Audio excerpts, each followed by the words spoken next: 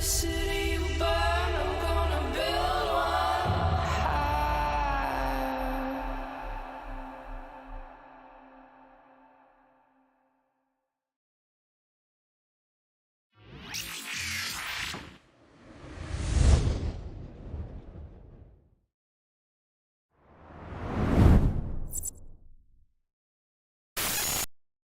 Breaking. Massive sinosaural activity detected in Placid region. Large-scale sinosaural beacon activity has been detected in the Placid region, apparently centered in the Intaki system, according to reports confirmed by the scope in the last few moments. Sinosaural activity seems to be at its most intense in the Intaki system, but has been detected in a broad swath of Placid systems bordering on the Verge Vendor and Syndicate regions. It is unclear at this time as to who or what is the source of this unprecedented massive sinosaural activity in systems subject to the militia war zone fighting between the Federation and State. Although these systems are considered Gallente Federation territory by virtue of the Ulai Accords and Convention, many have been under extended occupation by the Caldari state forces. The Gallente Federation Navy has launched a massive invasion of the Intaki system and a number of the surrounding systems in the Placid region, according to multiple reports incoming from local sources. Large Federation Navy capital fleets have been spotted in systems amidst the unprecedented level of sinosaural beacon activity. Scattered reports from the Intaki system indicates that Caldari Navy forces are fighting in a rearguard action against the overwhelming Federation Navy forces. Some reports indicated that the entire Verilet constellation has been invaded by Federation forces, with some reports indicating that even wider assault across systems close to the border with Verge Vendor.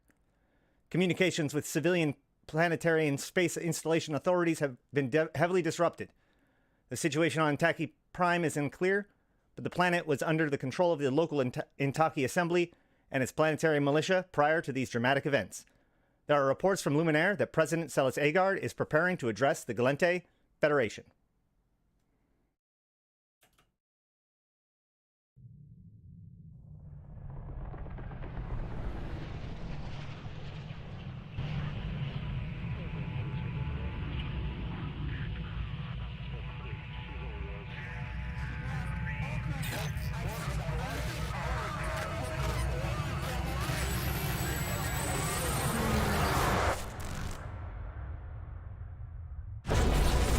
The region is still coming to terms with the catastrophe in the system of Turner, with devastation on a staggering scale. Initial estimates of fatalities are reported to be in the millions, with complete loss of life on Turner 1. Evidence points to the catastrophic failure of the Amarr-built stellar transmuter, sparking condemnation across New Eden. Further increasing tensions between the Minmatar Republic and the Mar Empire are now at breaking point, witnessed by a sharp escalation of skirmishes. Diplomatic negotiations between both sides have all but collapsed.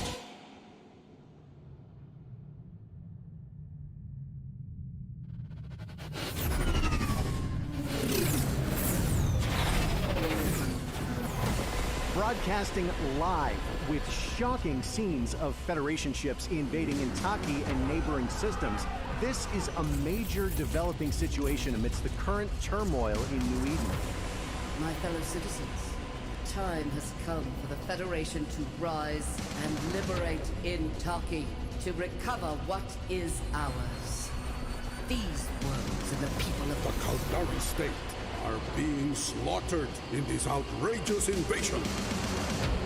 We stand ready to confront any aggression against the state, and the combined military of the Minmatar Republic will repay our enemies in kind for this mass murder, for it is the sacred obligation of every subject of Holy Amarr to reclaim the stars and rise up for your empire.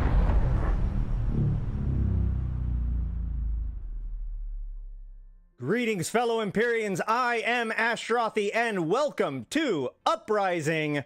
Holy shit. We have the full expansion. It is here today. Nope, sorry. So, today we have a lot of shit to go over. We're not going to be going on a lot of tangents and whatnot. We are mostly going to be focused on the expansion, what changed, what we can expect, etc., etc. Read that as I'm not going to go off on too many tangents on whether or not ganking is good or bad for the game, for example. Who was that, Jay? depending on who you're talking to, those were the 4 leaders of the empires. So you have here you have scenes of this is Celes Agard talking, or sorry, rather this is Celes Agard talking. There's Celes Agard in the on the screen. These worlds and the people of The Caldari state. This is, of course, Akimaka Saraki. Outrageous invasion. We stand ready to confront any aggression against the state, and the combined Military of the This is, Minmatar Republic will repay our Malatu enemies Shakur, in kind Scimitar for of the this Minmatar vast Republic. murder, for it is the Sacred obligation of every And this is subject of Holy Amar Empress Katis to the First of the reclaim Amar stars Empire. and rise up for your empire. So there you go. That's who those are. Oh, all right. You already enjoying your missile meaning in the abyss? Hell yeah. There's the spirit. Now, one final report. Of course, we have the full speech by President Agard. Only a portion of it is said in the video, so it goes. My fellow citizens, the time have come for the Federation to rise and take and liberate Intaki, to recover what is ours.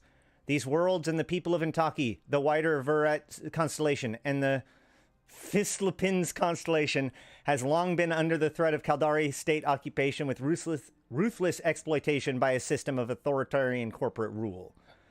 This state of affairs has always been intolerable to us, but our great democracy, a beacon of peace and prosperity for all, chose in the past to pursue a path of diplomacy and observance of law that has so often been cast aside by the mega corporations of the Caldari state.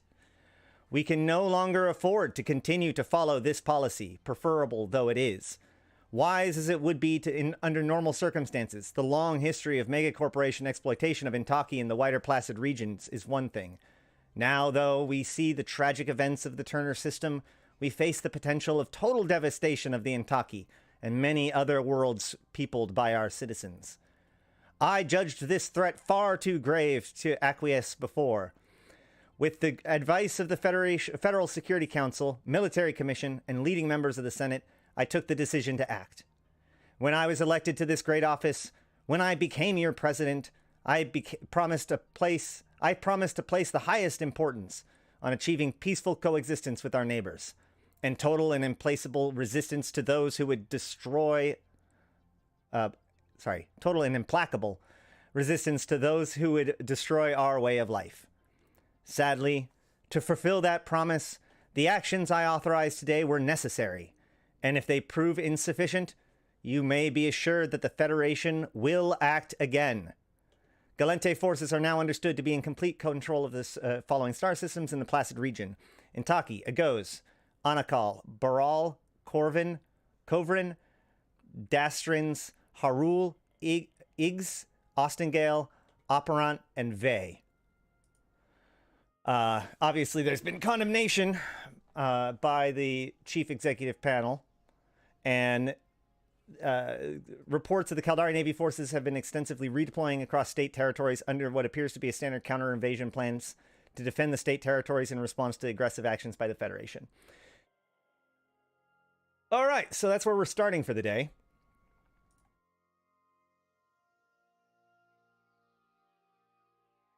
The bull-cut butcher is making a mark on history in the New Eden. Yes, yes, that's a good one.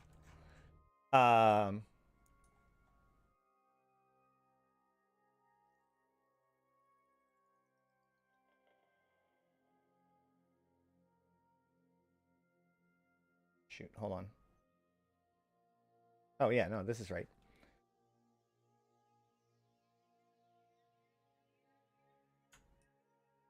So what we have here, what I'm at right now, I'm in Intaki, and as you can see, there is significant buildup of rats and such within the system.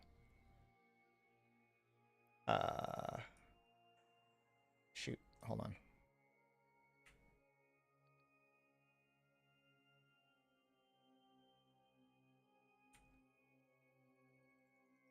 There we go.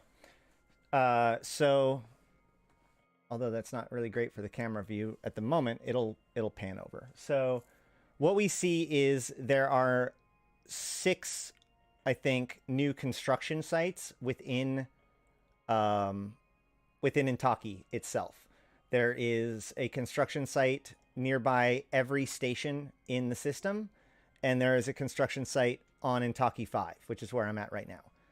There is actually 2 construction sites at Intaki 5, one for the station and one separate one that is not at the station at Intaki 5. It's worth noting that Intaki 5 is the primary planet for things like Lidai coming in and stealing technology from the Intaki back in 2018.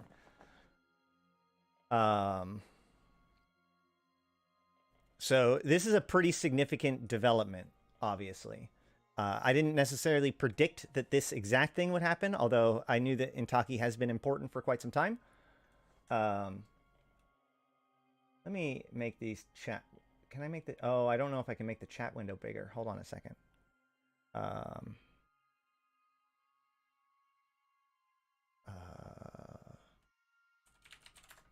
Although it looks like the chat's working better today, so that's good.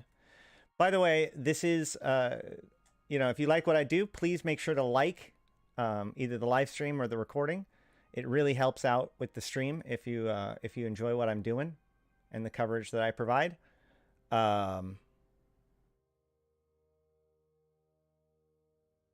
Also, if you haven't noticed, down below, thanks to our wonderful Aerodenica, there is a new merch store available with some offerings. Right now, there's only the Eve Universe logo stuff, but there's going to be a lot more very soon.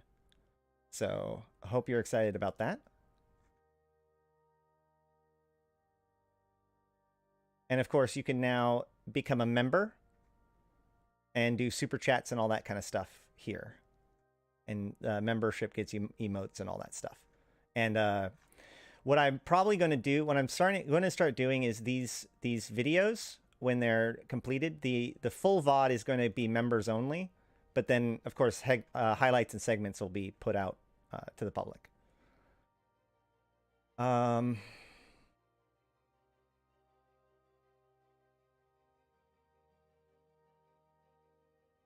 me see.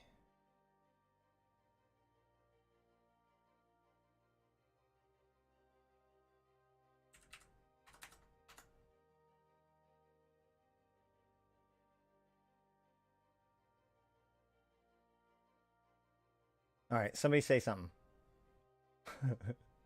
Let's see how that works.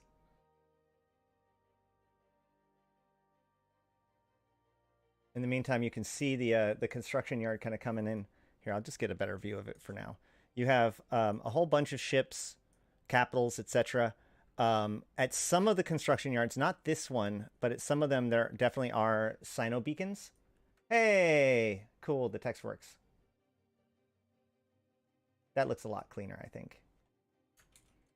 So we can go check out one of the other ones.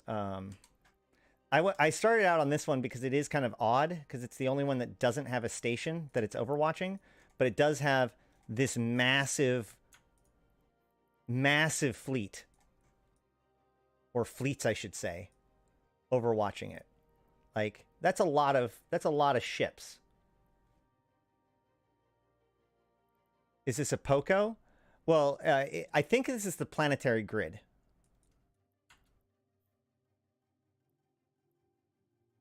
So, but I don't see a POCO on grid here.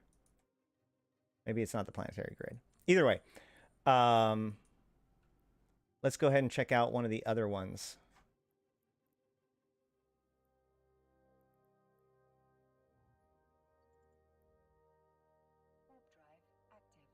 Yeah, I'm pretty sure that they'll blap you. What I find really interesting is a lot of the diamond rats that we've had so far... Oops. A lot of the diamond rats that we've had so far have honored standings. But these don't seem to.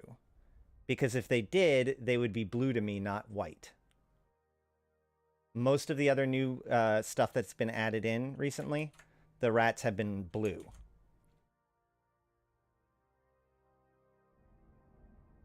Okay, so yeah, here is one of the station overwatches.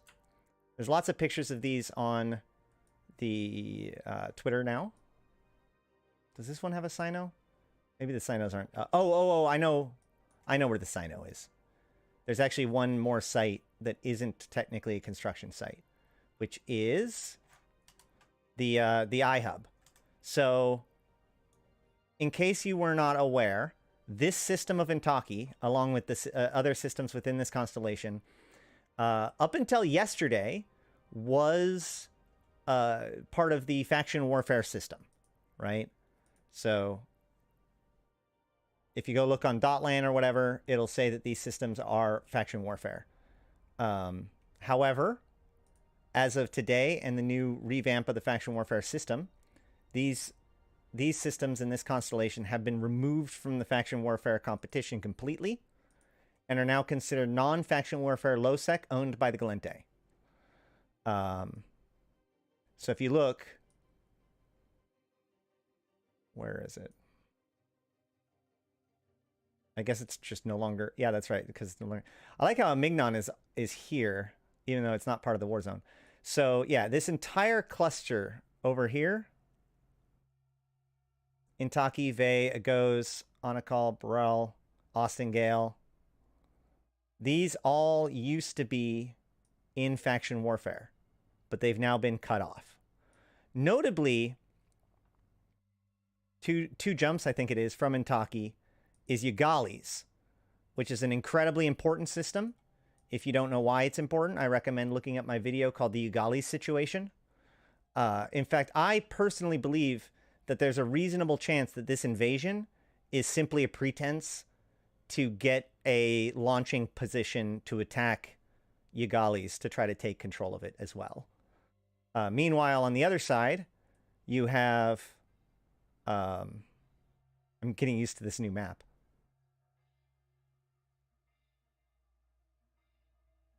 Othanun, and this whole area here, which is that constellation, along with this jump from Samanuni, right? That links these types of war zones. So this Stargate connection here is the one that was built during the competition. And this right here, from here to here, is where the Gallente Stargate connection would be. If I had one, no. It's worth noting that the Gallente, Build a Gallente Stargate competition is still ongoing. It is not completed, as I predicted. As in, like, I predicted it would be completed and I was wrong. So, because of that, the competition, the Build a Gate competition, is going to continue until this event is over.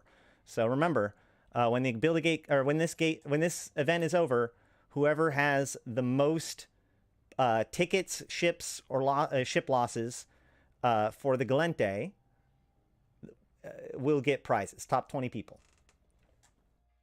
All right. So now, why would they do this?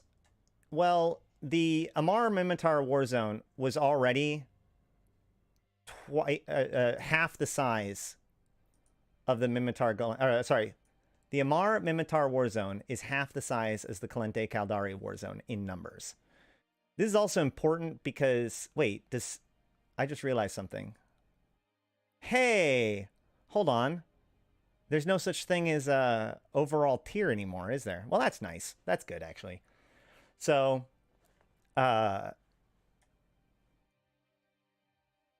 what that does is it takes these systems out of the war zone completely, so they're no longer being fought over, which makes this territory a little bit more interesting.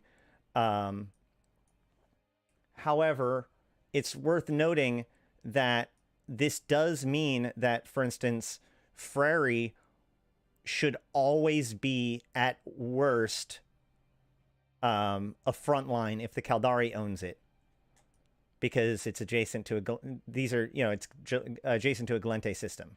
I think that's how it's going to work, right? So a lot of these systems are now at best going to be a frontline system, whereas Othanun actually doesn't get that benefit, because if Othanun is captured by the Gallente, then this Stargate shuts down, and so it doesn't get the benefit of being a frontline system. And we'll talk a little bit about what that means in just a few seconds, or in just a little bit. Okay, so that is kind of what has happened in Intaki and the surrounding areas. Questions, comments, concerns? I think that's pretty good.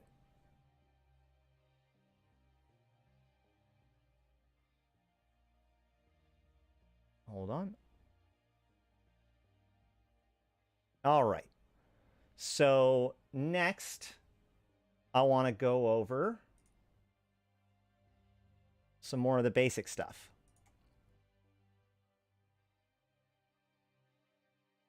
We have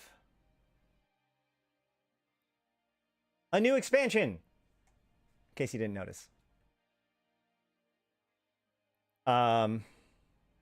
All right, so, oops. EVE Online's exciting new narrative-driven expansion is here and live now. So it's time for you to choose your fight, and join the uprising.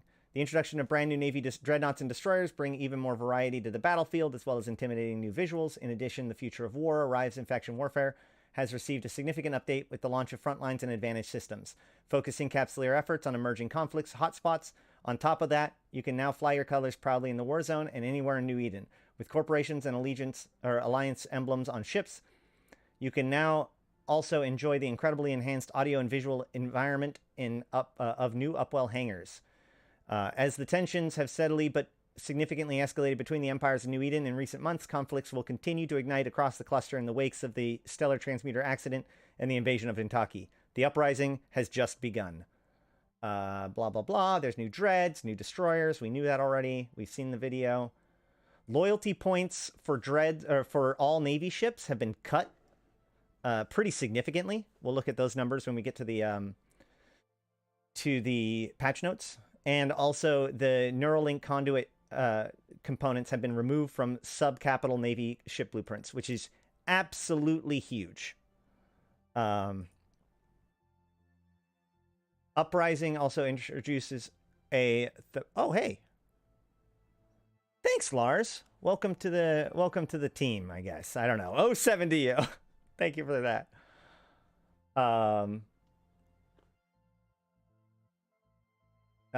So then there's the Advantage system.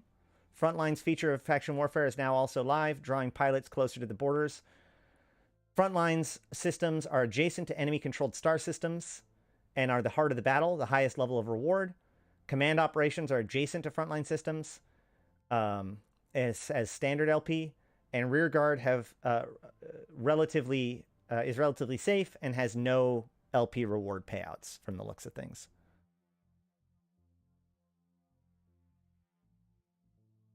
The operational state of Faction Warfare system will determine the properties such as specific system effects, spawning of sites. This is kind of cool, right? Specific system effects, spawning of sites, loyalty point rewards, victory point gains. For example, any LP earned through activities in Frontline systems is subject to a 50% increase in reward. So basically you get 150% reward in Frontlines, 100% in command operations, and 0 in Rearguards. The new Advantage system allows you to give your chosen faction an edge through the completion of activities and sites in Faction Warfare war zones and deploying anchorable player-built propaganda structures and listening outposts. There's also supply cache depots and rendezvous point sites that will affect faction advantage, plus Operation Center exploration sites that will provide the players with valuable codes to build the propaganda billboards and listening outposts. We'll look at all those when we get there. Another update for Faction Warfare involves the addition of more restrictions to complexes, as well as changes to site naming in order to better communicate those associated challenges and restrictions of the site. Find out more of these changes in the Uprising patch notes, which we will. New ships, new colors. You can represent your player corporation alliances with even more pride thanks to the addition of emblems on ships. It's also worth noting that this is only the first step of a broader system, just to experiment with it and to get it out there and start toying with it. In fact, there's actually some other interesting bugs that we'll be looking at that show some clues as to where we're going with all of this. And holy shit, am I excited. a new in-game corporation called Paragon has 11 stations. I have a whole video on that if you're interested. The Paragon agent missions will reward Capsuleers with Evermarks. So it's worth noting that different Iris agents, you can only do one a day, but Iris agents will offer different requests, right?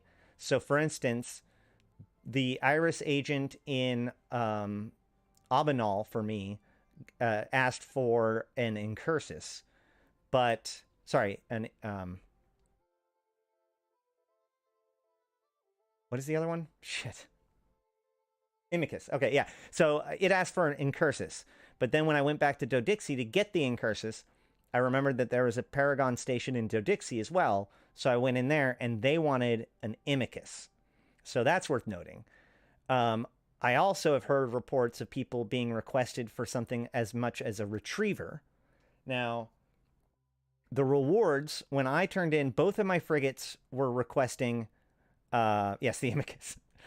Both of my requests were for a frigate, and both of them offered 2,500 Evermarks, which is only enough to get like a shuttle worth of logo.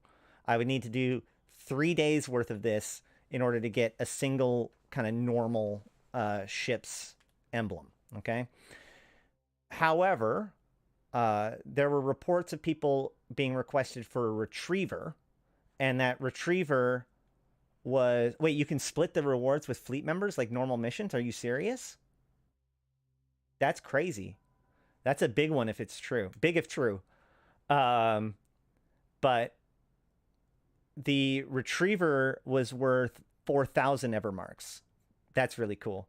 Now, here's the kicker. Oh, yeah, covered her for 4K as well. Here's the kicker with that. I actually got 2 reports.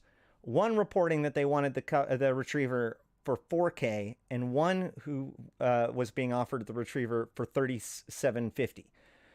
I suspect that this means that skills that bonus rewards from missions will also bonus these payouts. Again, this is speculation based on early reports. I have no solid evidence to that. So if anybody has anything that they want to add to that, as far as like your own experiences, that would be awesome. There is 100 different ships that have the emblems on them, and yeah, more is going to follow. Mission LP rewards also scale with the system TrueSec. While that's true, I want to say that both of them were like in heck. So it's worth checking for that. Okay, so Volos said that the Retriever got him 1,333 LP for 3 characters in a fleet, so 4K total. So yes, so that means, I wonder if that means that you can, so I could complete my task as Ashtarothi and then log in each of my alts, fleet up with Ashtarothi, and finish the mission in order to give Ashtarothi as many Evermarks as I possibly can. And that's even more doable right now because of the special thing going on right now, which I was supposed to have pulled up, but I don't for some reason. Hold on one second.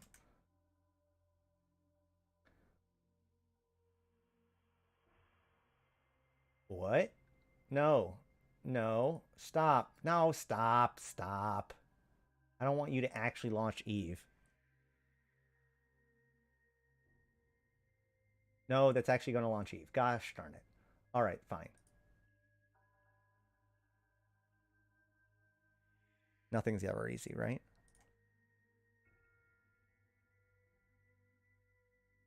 Here, oh, it is. It's the same page. Okay, fine. Whatever.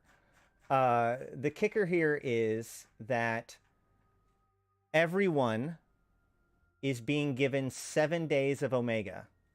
You can get this by simply logging in opening up your New Eden store. And right here at the top, 7 days free Omega. Go ahead and grab that. Now, what this means is that means that these login rewards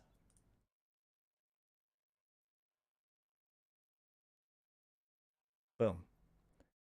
What that means is that these login rewards for the event, nope, that was the wrong button.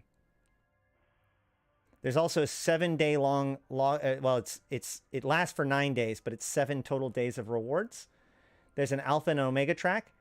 Remember, you get the omega track for free on this one, on all of your characters. If you have any alts, if you have any alpha accounts that you've been kicking around, if you have any alpha accounts that have been maximized their 5 million SP, any of that stuff, you know, take advantage of the 7 days of free Omega. Feel free to take advantage of the ability to log in all these characters to be able to turn in your missions for Evermarks. Feel free to use this to train skills above what you normally can. Now, and feel free to get the free 2 million skill points or more out of this. So, or 200,000 skill points rather. So that's really cool. I will advise you that be careful, and I would actually recommend, setting up your skill plan before going Omega, because unless you're planning on keeping that character Omega after the fact, if you're planning on the character and the account going back to being Alpha when this is done, you may want to make sure that you only pick up skills that are going to still be available once you become an Alpha, right? But you get double training, you get to multi-login, you get all of these cool daily rewards as an Omega, all that stuff for the next 7 days. I would pick that up, personally, I would pick that up sooner rather than later. I don't know if there's any... Oh, it's until the 22nd of November. So you have until the 22nd of November to grab that bonus, which is a pretty good offering. So if you wait too long, however, you could actually miss out on the track, because the track will end before the 22nd. So there's that to take into consideration, I suppose.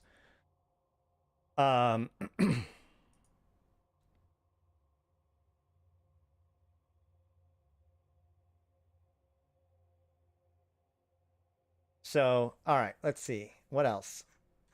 We got ahead of ourselves. There's the Paragon thing. There are different stations. Like I said, I have an entire video about how to do the Paragon stuff and what's going on with it. New Upwell hangars, which I'd love to show off, but I actually don't have any good places to go show that at this exact moment, with me being in Intaki at right now.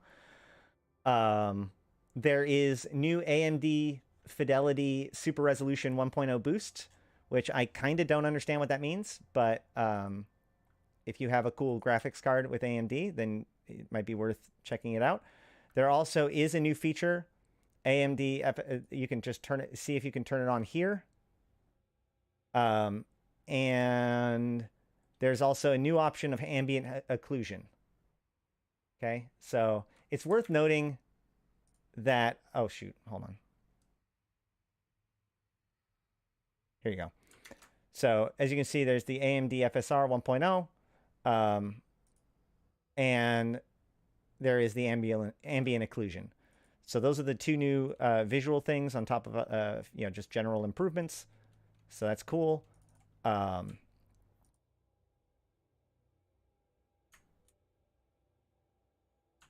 There is a known issue, which we'll go into more of the known issues in a little bit, but there's a known issue where if you change your graphics settings using this preset, that it doesn't necessarily switch your ambient occlusion, so double check that.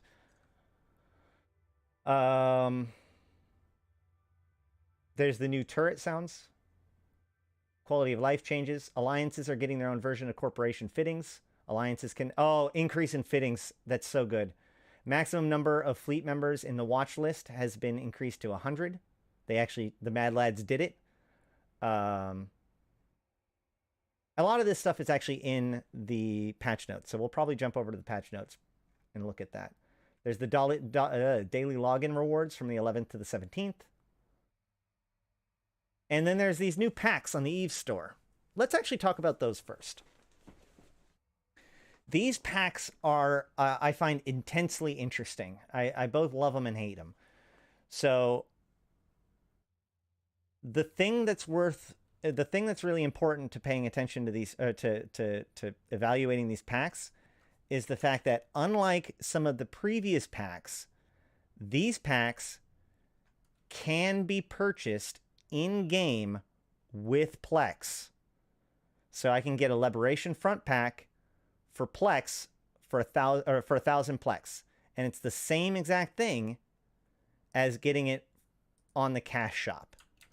Now, these do come with an expert system, and just last night I was complaining about the fact that expert systems basically require you to pay real life cash. You can't get them through in-game efforts, but now you can, at least for this a little while right now. Oh, whoa, what just happened? Did they just light more Cynos?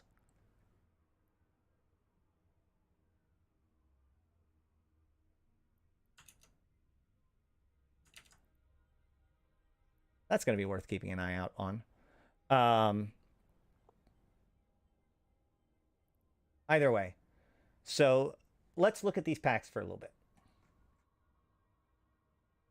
because they are very interesting, but there's a lot to them when it comes to evaluating whether or not you want to buy them.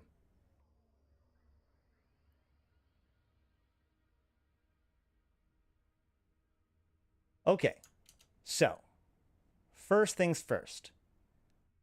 What I would like to do is answer the question, are these packs worth buying for Plex? That is the question that I would like to answer. Okay? So, first things first, or the first piece to this, because I keep on saying first things first. The packs themselves are $25, $24.99.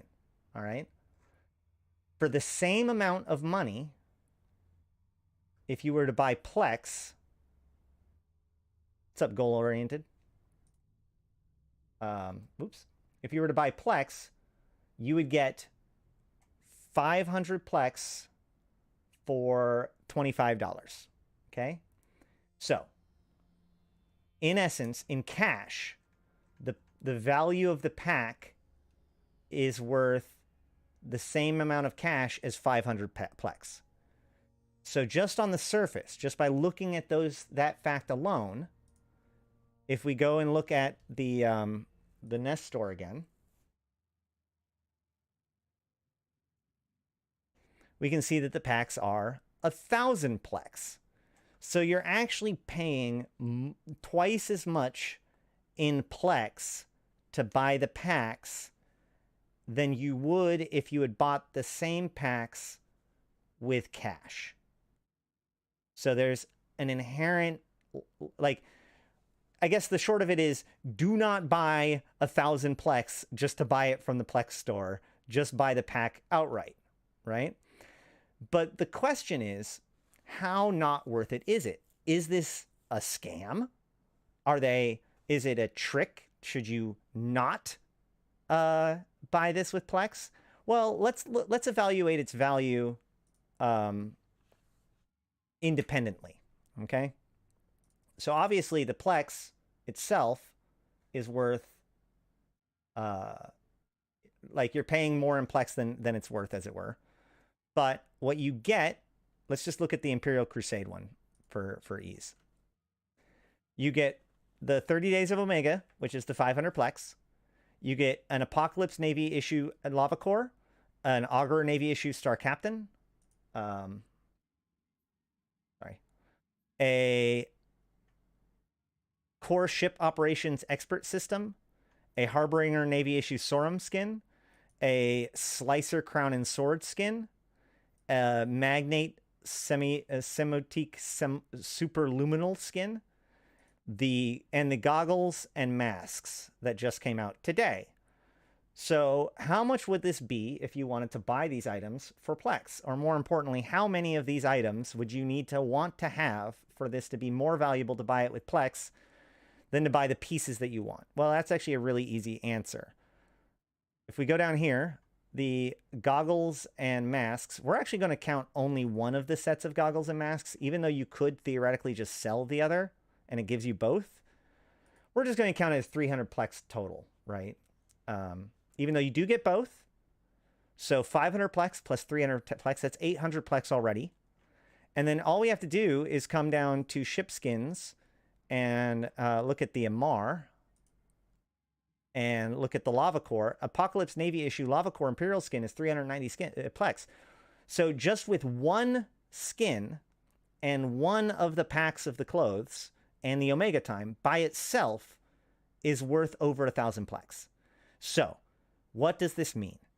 This means if you want to get the pack and you want to buy it for cash, or if you want to buy the pack and you can buy it for cash, that is the most effective way to do it. If you don't have the cash but want to buy it for plex, it is very easy to still justify the value of buying the pack with plex. Does that track? Are we good? Does that make sense? The short of it is, don't buy the Lava Core Navy issue skin, Apocalypse Navy issue skin for plex right now.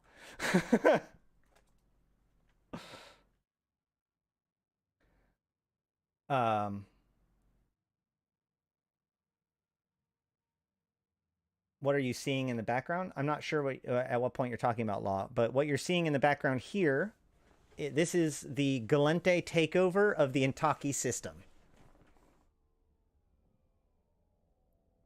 Is there a time limit on the pack itself? I assume, I thought it said that the pack was part of the deal until the 22nd. Let me double check. Yes, the Uprising packs are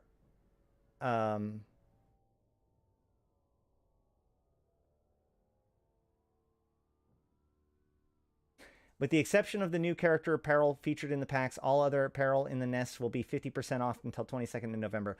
So it doesn't actually specifically say that the packs are going to be only until the 22nd of November, but everything else related to the subject is going to only last until the 22nd. So if you want to double check to make sure you get it, I would get it before the 22nd, but there is a chance that it'll continue to go afterwards.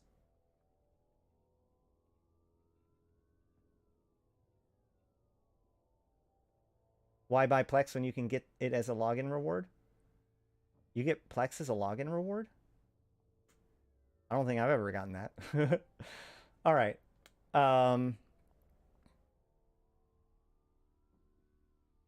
Hopefully can get something when I get paid on the 15th. Yeah, it's really good that they kept it to the end, more than halfway through the month, right? But you do get the 7 days of Omega for free. Make sure to utilize that. Yes, okay. Fine. We're going to talk about that actually right now, Cass. So before we go into the patch notes, I guess, I want to point out a couple of things that are not... one of the things I want to talk about today are the things that are not in this expansion. The glaring things that seem to still be missing that we haven't heard very much from. So, for example, I've written down, we have not gotten allegiances, right? The allegiance system is not put in. So you still have to join faction warfare the normal way in order to participate in faction warfare. That is coming out within the next, first quarter of next year. We did not get the Excel integration, which I find very interesting. This might be because I imagine it's because it's a bit of technical, like there's a bit of considerations when it comes to working with a totally different company like Microsoft. And boy, Microsoft can be clunky as far as like a company goes when it comes to doing things. So I can imagine that had some unfortunate delays or something. We haven't heard anything new from the Deathless, really. And we haven't seen the new Deathless pirate line, ship line that I've been kind of jonesing and predicting. The Deathless actually was mentioned in the World News, or the New Eden News, involving the Turner Crisis, because the Deathless was teaming up with the Angels and the Guristas to do rescue operations. So very much still kicking around. So that's kind of worth keeping an eye on. And as I mentioned earlier, the End to the Gate event is also not done yet. So we can still continue to try to build the Stargate for the Gallente and still do the other tasks for the Caldari, Amar, and Mimitar to turn in for rewards, even though they have already completed their tasks. Okay. So yeah, the Deathless is more or less a populist, if you want to think about it that way, right? He's attempting to unite the smuggler networks. So, okay. There's one other thing that we didn't get today in full, which was the heraldry system. The heraldry system is the system that allows us to do the alliance logos, and that's pretty much the only. Hey, look, the Cynos do light up. The heraldry system is the only, the alliance logos and corporation logos is the only piece of the heraldry system that we've already gotten. However, there is a series of bugs, a series of known issues that continue to give us a bit of a preview of the kind of things that we could expect from the heraldry system. A few weeks ago, pretty popularly, the Paladin had this like smoke and lightning on their ship. How do you put on the heraldry? In your fitting window, you now have a personalization section and emblems. So you would put them in these two slots now of your personalization. This is, to repeat my joke, this is where my Alliance logo would go. If I had one. No. Yeah. But I'm more interested in the things that exposes what's going to come, right? So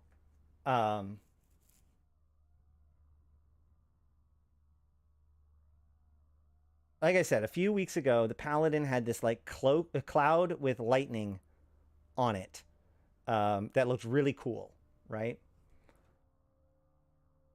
Well, in the known issues of Uprising, there's a note that says that that the Nightmare has some weird stuff on it, and that hold on, let me see if I can find the known issue. Yeah, here's the known issue thread. The note on the known issue thread is erroneous VFX on the Nightmare. We are currently rounding up the tigers and returning them to their cages. Chuckle, chuckle, chuckle. Oh, CCP, you're so funny. I wonder what kind of VFX they're talking about. So we look up the Nightmare.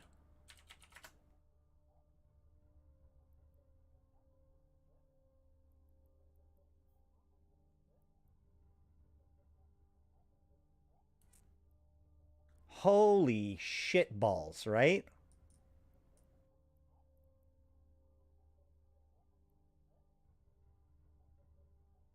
So this is unbelievably cool.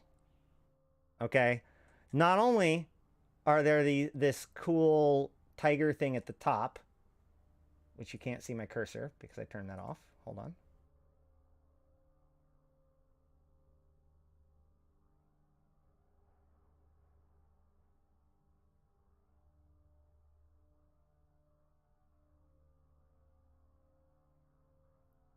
Not only is there this cool tiger thing at the top with a bunch of smoke coming off of it, but there is three-dimensional tigers at the bottom.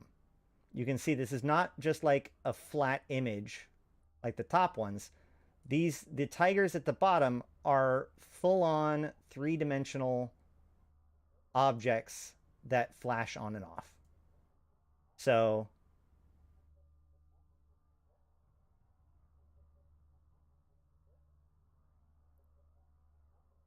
missed the question.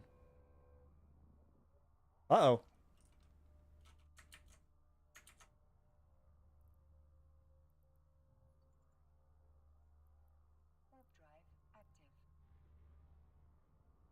That's not a sound I wanted to hear. Luckily, actually, there's no... This is fine. Most of these sites also have Edencom towers. So I had a bit of a freak out. I got too close.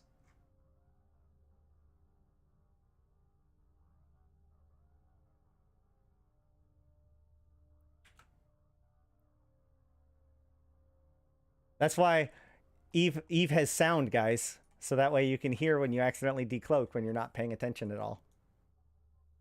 Anywho. So, where was I?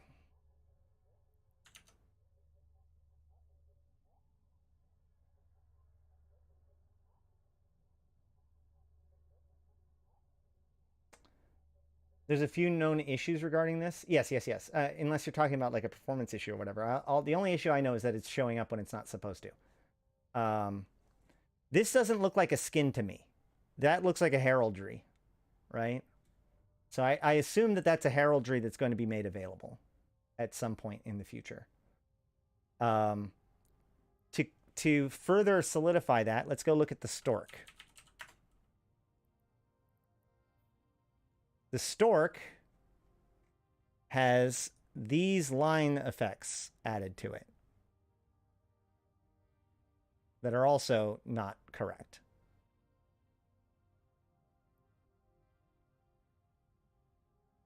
The Serenity only skin, again, skins don't really do that. I suspect it's still going to be part of the new particle system. I think that it's too much of a coincidence that we get all of these and also the lightning effects on the Paladin.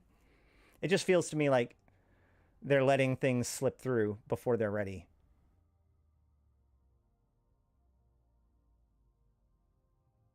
New heraldry rewards, I mean, they could definitely do that.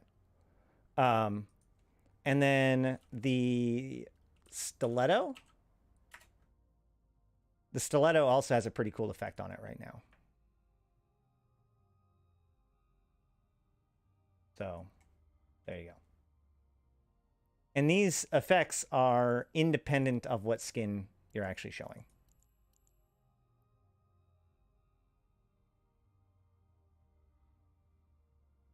I need my snake hat. I know, right? I want those tigers to leap out at people. I want the snake hat to grab hold.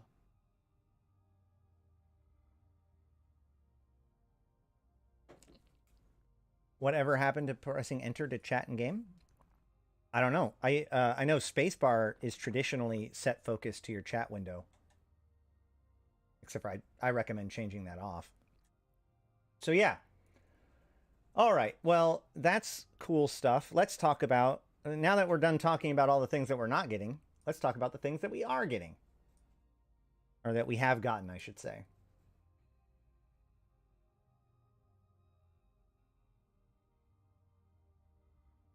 What did I just turn on? There we go.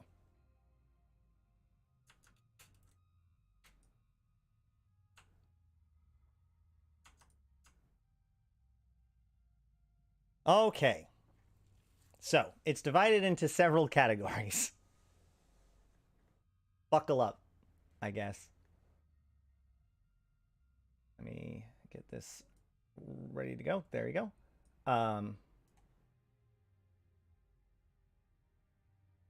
All right, let us begin with the patch notes. First and foremost, empires are at war. The new Frontlines feature is available. As we mentioned, I think we talked about this earlier.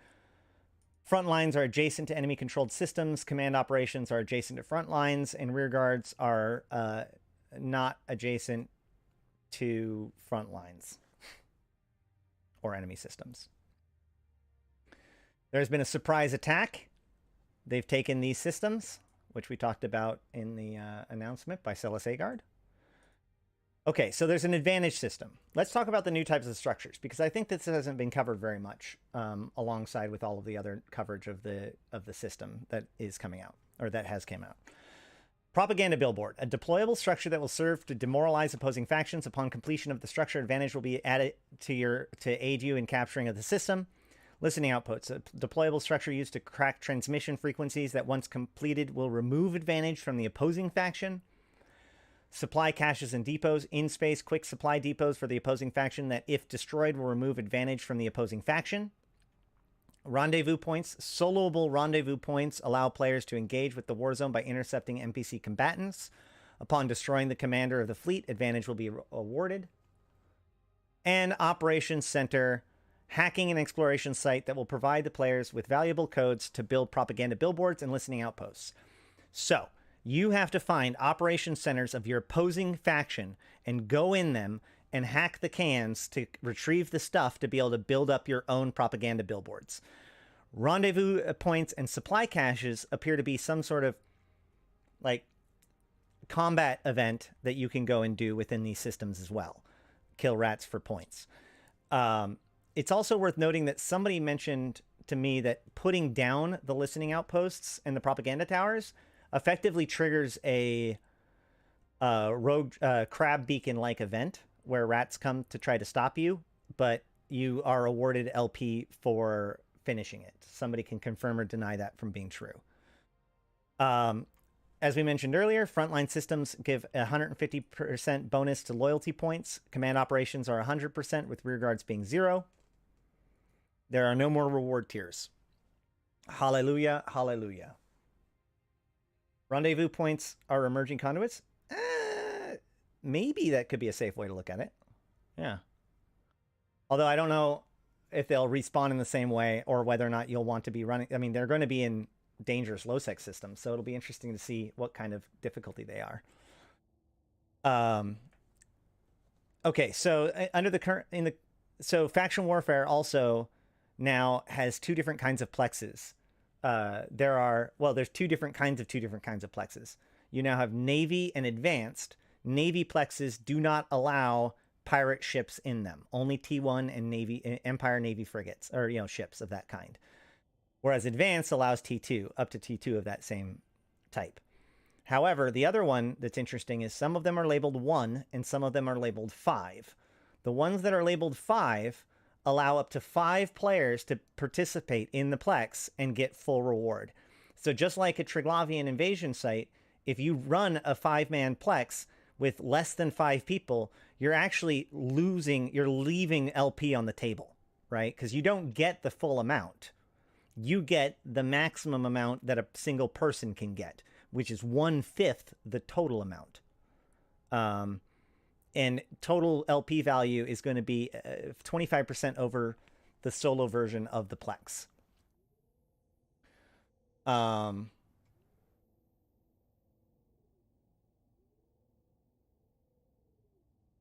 This is the pirate faction thing that I was talking about, Advanced and Navy. Hold on a second. I just want to check something really quick from these notes. While I check this, I'm going to run an ad. Enjoy. I think I just did. Did I just do that? I think I just did. Insert ad, right? All right. Where was I?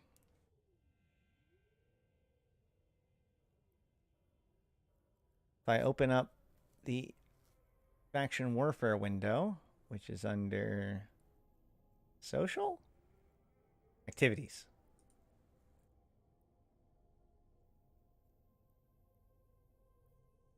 Oh, no. I need to go into the agency. If I go to the agency and I go to encounters, faction warfare systems, and I look up a random system, I'm going to see the different sites names. Yeah. Whoopsie. There's a problem in the patch notes. It's minor. It's a relatively minor change. Is everybody back from ads yet? I'm a premium YouTube subscriber too. So while the patch notes say that the lowest tier site is still called Novice, They actually renamed it so now novice complexes are known as Scout. So relatively minor correction, but something to keep in mind.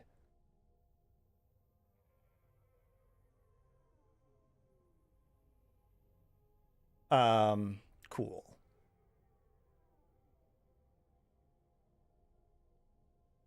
And then, so Upwell docking rules in factional warfare. In frontline systems, players of both sides are allowed to dock. I'm kind of skeptical about this. I think that there's always been a really, like, the whole point of the Citadels and their damage they did to faction warfare was the fact that they undermined station lockout, which made it so that sieges were too easy. Now, the frontline system may completely make this complaint moot, but the idea that, like, both sides can dock in a frontline system seems to be, like, the exact opposite of what I would recommend. The new update looks pretty darn good, I ain't gonna lie. Hold on, it's a bit chilly in here.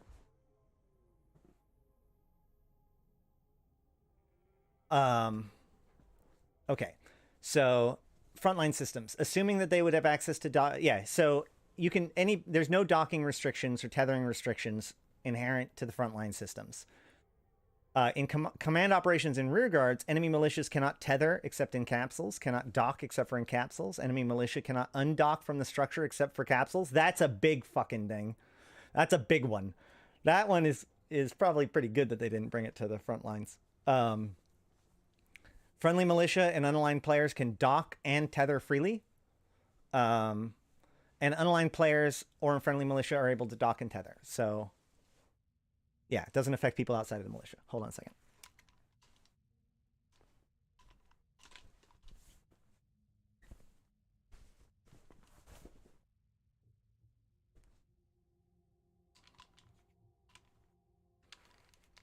Now I need to go get my own merch so that way I can rep it too. All right. To celebrate the launch of Uprising, a special set of login rewards, 425,000 SP. Apparently I can't count. And remember, one more time, everyone gets 7 days of Omega, so everyone should be getting the Omega rewards from this track. You do not need to get Omega first. Once you get Omega, you will retroactively be get all of the other rewards from the track from Omega.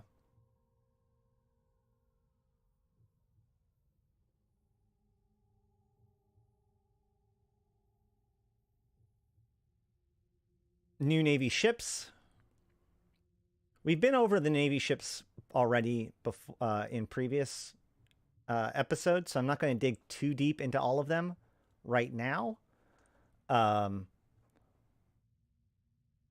the Catalyst Navy issue is gets a bonus to hybrid fall off. And man, I've done a lot more evaluation of these when I pulled them up side by side, so I'll just point to those those videos and whatnot. But overall, the new destroyers look really good, in particular when it comes to brawling in the new Navy only sites. And the dreads are really, really cool. We talked about those yesterday. I, for one, want a Moros Navy issue and a Rev Navy issue pretty seriously. Heavy assault cruiser rebalance. This was a big one. Basically the Munin was so much of a pain in the butt that all of the hacks suffered for it. But at the same time, I also really agree with the overall changes here. One of the things that bothered me was that a ship type that has the word assault in it had bonuses that made it want to be at range. So one of the biggest changes that have been done is overall pulling the hacks in closer a little bit. The Munin, however, was completely transformed. It now is a missile boat, which I've already gotten reports from people using it in the Abyss successfully, which is very funny.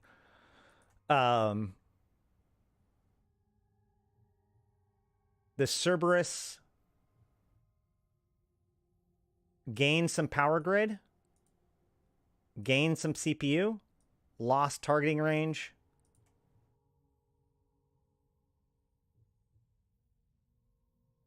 And this is pretty typical for the rest of them too, right? Losing target range. The Eagle goes a little slower. Zealot lost targeting range. Vagabond lost targeting range, but gained power grid. Ishtar lost targeting range, and that's about it. Sacrilege lost targeting range.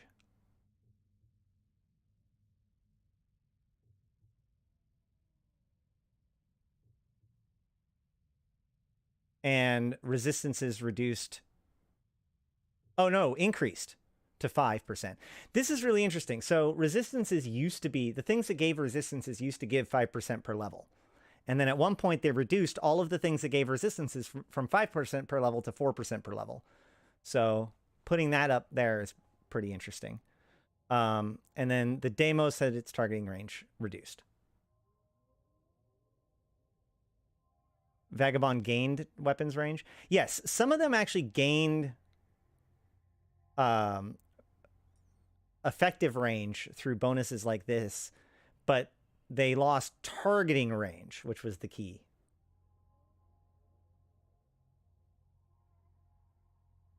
Then there was also a rebalance of the Navy ships. Caracal Navy issue got its power grid increased. And it looks like a low slot was moved to a medium slot, which is 6 mediums is a lot of mediums, guys. That's a lot. That's a lot of mediums, and 3 lows is more than enough for Caracal. So that's pretty scary. And they also gained a 5% bonus to their speed, their haste, when it comes to firing. So basically a 5% increase in damage, which is pretty hot.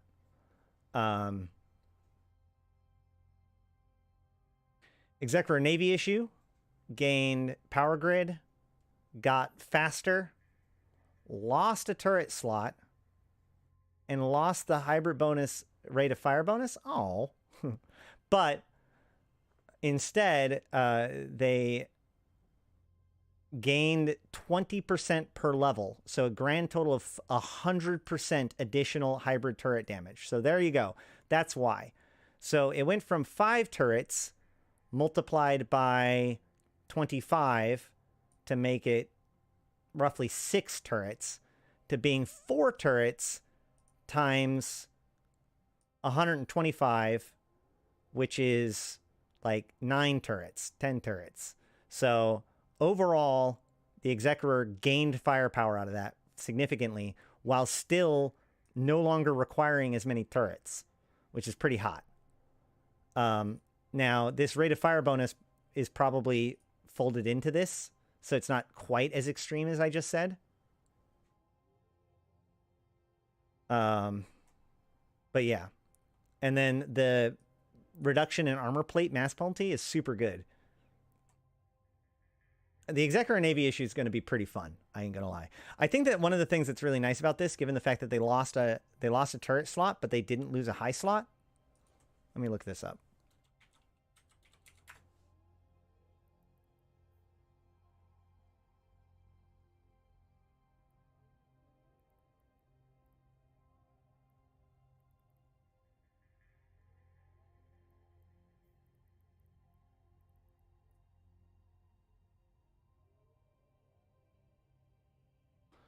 So, yeah, it still has 5 high slots. It just now has 4 turret hard points, which gives you a utility high, which you could put a repper or whatever else you want there. So that's pretty hot. Also, the damage bonus is...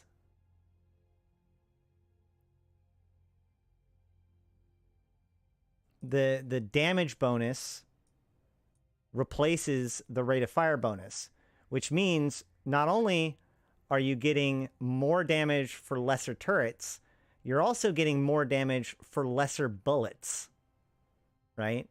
The rate of fire bonus increases your damage by making you fire more often.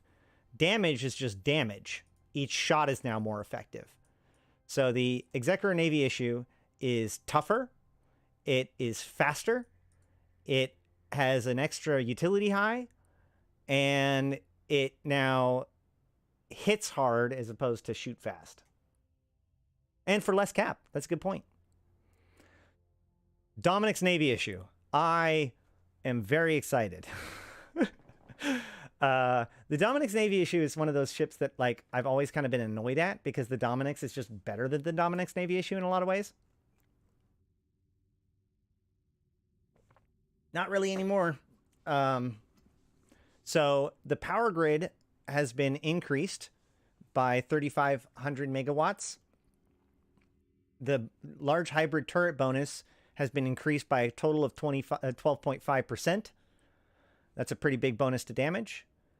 Plus a bonus to tracking speed and a bonus to armor repair amount. So what does that mean? That means that the Dominic's Navy issue is now significantly better at mission running with that rep bonus and at using sentry drones with that tracking speed bonus. So you're now seeing, especially when you come with, so you've got the hybrids. So if you go with like rails on your Dominic's Navy issue, for example, you could hit with sentries from a pretty good distance with your sentries and your hybrids. Alternatively, your hybrids could be used on more closer things while your sentries are used on far away things. It's just become a really good little platform at this point. It is probably a really decent upgrade for mission runners and may function as a pretty good alternative to those who don't necessarily want to have to get all the way up to a rattlesnake. Armageddon Navy issue. Armageddon Navy issue is pretty significantly changed. It used to be the Armageddon Navy issue kind of didn't have a place, right? Because it's like, well, there's the Apocalypse Navy issue. The Armageddon Navy issue was just like the tanky one, right? That was what it's kind of known for. That's what Rooks and Kings used it for. Whereas the Apocalypse was more snipey. But the problem is that the Armageddon and the Balgorn and the Black Ops, whatever. It's not Revelation. It's the other one. Either way. They all have bonuses to neutralizers, that the Armageddon becomes a neutralization platform. So likewise, the Armageddon Navy issue is now going to be an effective... Redeemer, thank you. Is now going to be an effective energy nuke platform as opposed to a turret platform. In addition to this, the ships that are focused on newts, or rather, a lot of some of the ship line focuses on missiles instead of turrets, based on whether or not Lidice gives them support. Now, most of them are going to be Conid and whatnot. However, the Armageddon Navy issue would fall in line with, say, the Curse or the Dragoon, although the Dragoon uses turrets. Or, yeah, whatever. Either way, the point is that the Armageddon Navy issue is now more of a missile platform than a turret platform, which is important because missiles don't use cap. And it also has the NOS and Newt bonuses. Now, it can still do turrets. It has that bonus. It has bonus damage to the energy turrets as well. So it's got a ton of flexibility.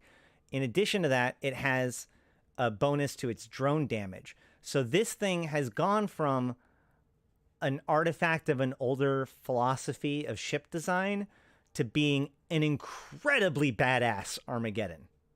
So that's pretty cool. Typhoon Fleet issue, already a monster on the battlefield. Now gained better application on both turrets and missiles. The Crow lost some application, which is, I guess I'm curious as to why. I suppose they lost. They took away their application to give them more hit points. Fine. I don't know. Interceptors are in a really weird place, and I would be curious to know if anybody can stand up to me and tell me why this fix to the Crow is so important. Typhoon Fleet is show 100% usage in AT-AT. There's a lot of good things here, though, right? Like, especially given, so for example, the restrictions on logistics in the AT also makes the Dominic's Navy issue a really sexy option. But, and the Armageddon, yeah, all of these things, like all of them become pretty sexy for the AT for various reasons. The Bellicose gained drone bandwidth, lost drone bay, and gained power grid. Which, I mean, fine. The Proteus now goes faster. Huzzah! The space bike now actually goes faster. CCP Aurora, I think it was saying we can now stop bitching that the Proteus is too slow. Bets on whether or not that'll work. The Rifter has been buffed in damage by a rate of fire bonus by 12.5% total. So that's pretty darn good too. The Rifter is probably one of the most iconic ships in the game and has kind of struggled ever since its rebalance. It's supposed to be good at like being a little kitey. But I mean, like it's kind of not really had a place in a world in which the Breacher and the Slasher exists. So I hope that this damage is really going to help, make it fight. The Ishkur gained CPU, gained power grid, lost a low slot, gained a medium slot, and gained drone tracking speed, as well as gained armor rep amount. This is great. I love Gallente ships getting armor rep amount. The Ishkur was certainly struggling. I definitely... Hold on.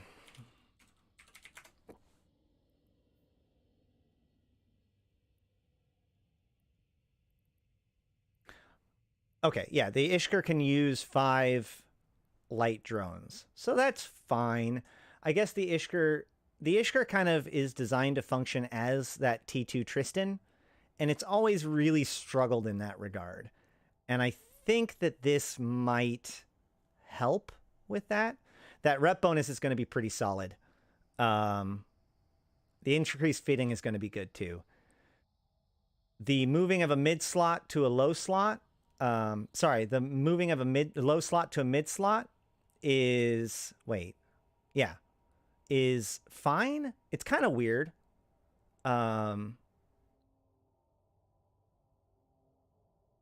It's kind of weird because now it has more mid slots than low slots. So we're talking like web scram, micro warp drive, and something.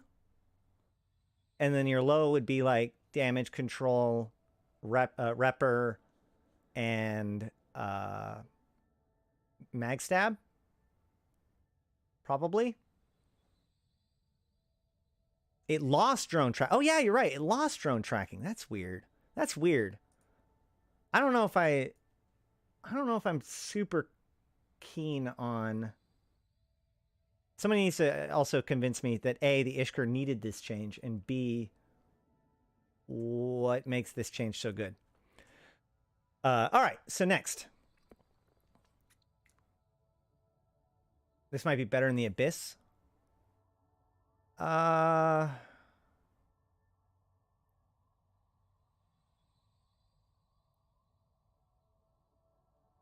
Yeah, I mean, the Ishkur does have the 50% bonus to drone hit points. I find that drone frigates struggle pretty hefty in the Abyss. Just because drone frigates use light drones, and there's just too many things in the abyss that will just make your drones not an option. So, a rail Ishka could probably get away with it in the abyss. Yeah, ADCU, not damage control. That's true.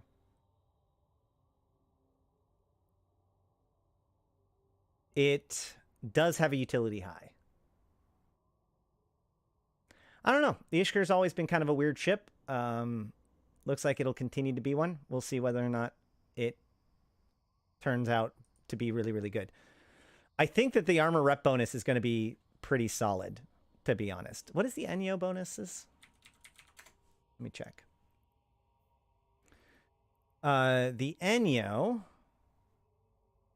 does not have a rep bonus. So yeah, that's actually really good. That's going to make the Ishkar overall a very tough nut to crack.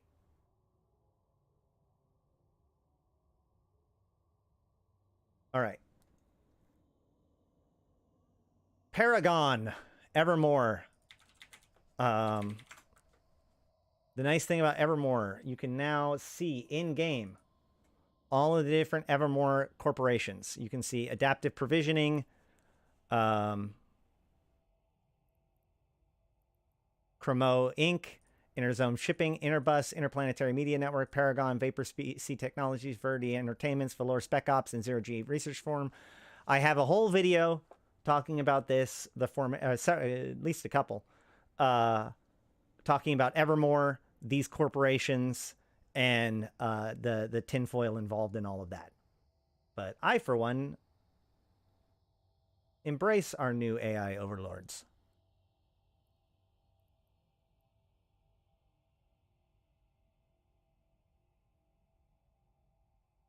Next, Alliance Incorporation logos.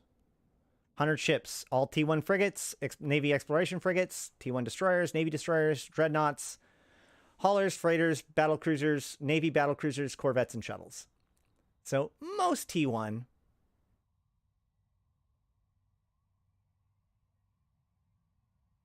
Some Navy, no T2.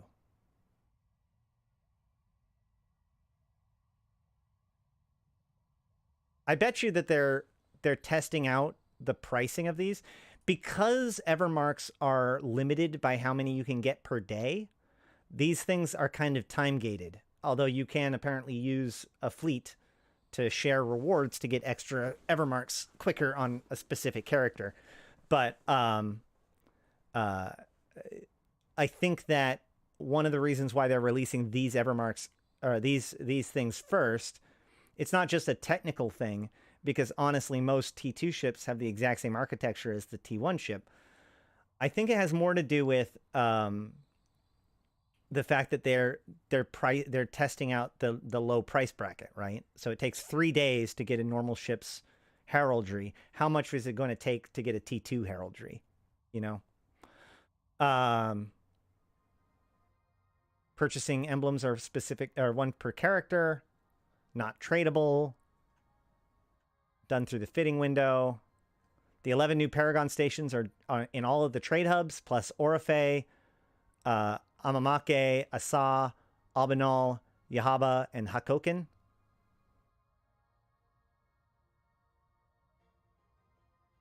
Yeah, when you go there, they tell you exactly what ship that you want, or they want. It needs to be in the station and packaged. Then you must wait 23 hours. Omegas get better rewards, so make sure to use your 7 days of free Omega before you start turning things in. A new tab to track Evermore balance. I think that's a bit excessive. There's the new personalization tab. And yeah. So once again, very quick. Once you get the heraldry, you go to the personalization tab here at the top left of the window. The skin button used to be here, but now it's here. And then the emblem button allows you to assign Alliance and Corporation logos. Okay?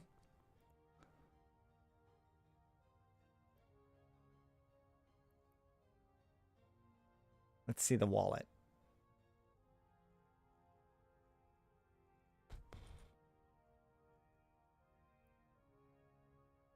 So yeah, that seems very excessive to have an entire area just for Evermarks. But yeah.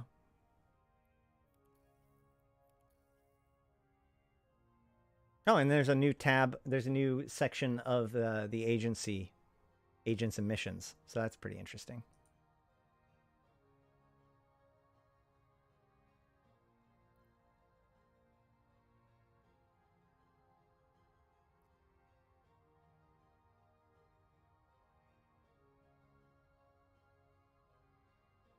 People, hold on, let's see. Never liked drones in the Abyss. Yeah, the Gila gets away with it because of its huge bonuses and medium drones. Why they don't take in Mimitar NPC Corp 2?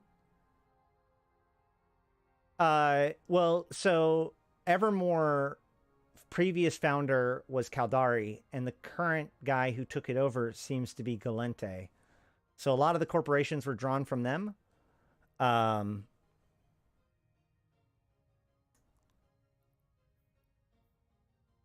What was adaptive provisioning? I'm gonna have to look these things up a little bit. We're gonna have to. Like I said, I went over all of the different videos. Isn't Zero G Research? Nope, that's Caldari.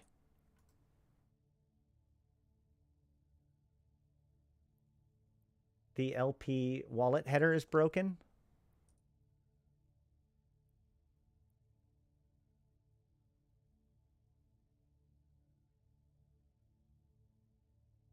You mean it just spins and spins? Oh no, it just worked. What are you talking about?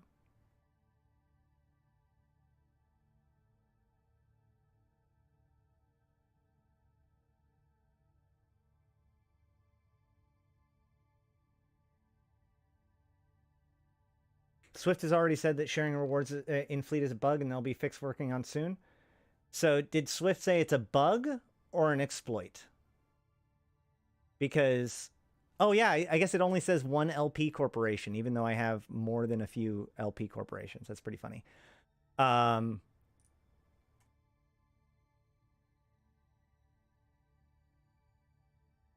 Yeah, the Ishur may actually end up being pretty cool for solo PvP. I wonder if they're saying that that's a bug or an exploit. It would definitely be worth looking into before you start trying to like dump a bunch of Evermarks over to your other character. I would definitely get that verification. Or just not do it. Be patient. We'll get our logos and shite.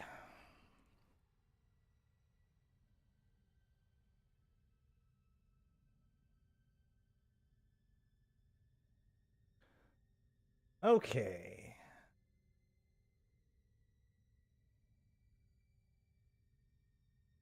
NPC Titans and Supercarriers can now sporadically appear in Havens, Sanctums, Drone Patrols, and Horde Anomalies. I thought that was already a thing. I could have sworn that was already a thing. I know Dreads were already a thing. I thought Titans were also already a thing.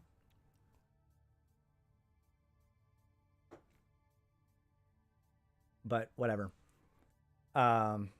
There's some sort of internal discussion on how to handle the rewards already handed out. Well, I'm not going to recommend it then, but it could be worth sneaking in there. What's the worst that could happen, right? No, unless they actually declare it as an exploit, then hard no. Chances are you'll just have your Evermore rewards taken away and your points reset to whatever it should be. All right. A flat 60% reduction in Navy ship blueprint copy loyalty points have been introduced to encourage pilots to acquire and fly them. So Navy frigates have gone from 10K to 4K. Can somebody confirm that the new Navy exploration frigates are included in that? Navy destroyers are going to be 1,200. Navy cruisers went from 4,500 to 1,800. Navy battle cruisers went from 100,000 to 40,000. Navy battleships went from 250,000 to 100,000. And Navy destroyers are now 1 million. That is huge. Can you do a micro-warp drive cloak trick with a 5MN micro-warp drive and a mammoth? You should. You should. I would test it, but it would probably work. Might need a 50, but it should work. No. Then you might need a 50. Also, remove the Neuralink conduits for the build requirements in Navy blueprints. So this is actually a really big deal for those people that were in faction warfare, that are in faction warfare. So rewinding all the way back to the industry changes. When they made the industry changes, they added new doodads that changed the way that battleships, capital ships, and faction ships were built. Battleships and above require core temperature regulators and other doodads that are built from reactionables from R4 moons, which are all of the moons in HiSec, all of the moons in wormhole space, the lowest tier moon. That materials gets reacted into the basic stuff that builds this other stuff.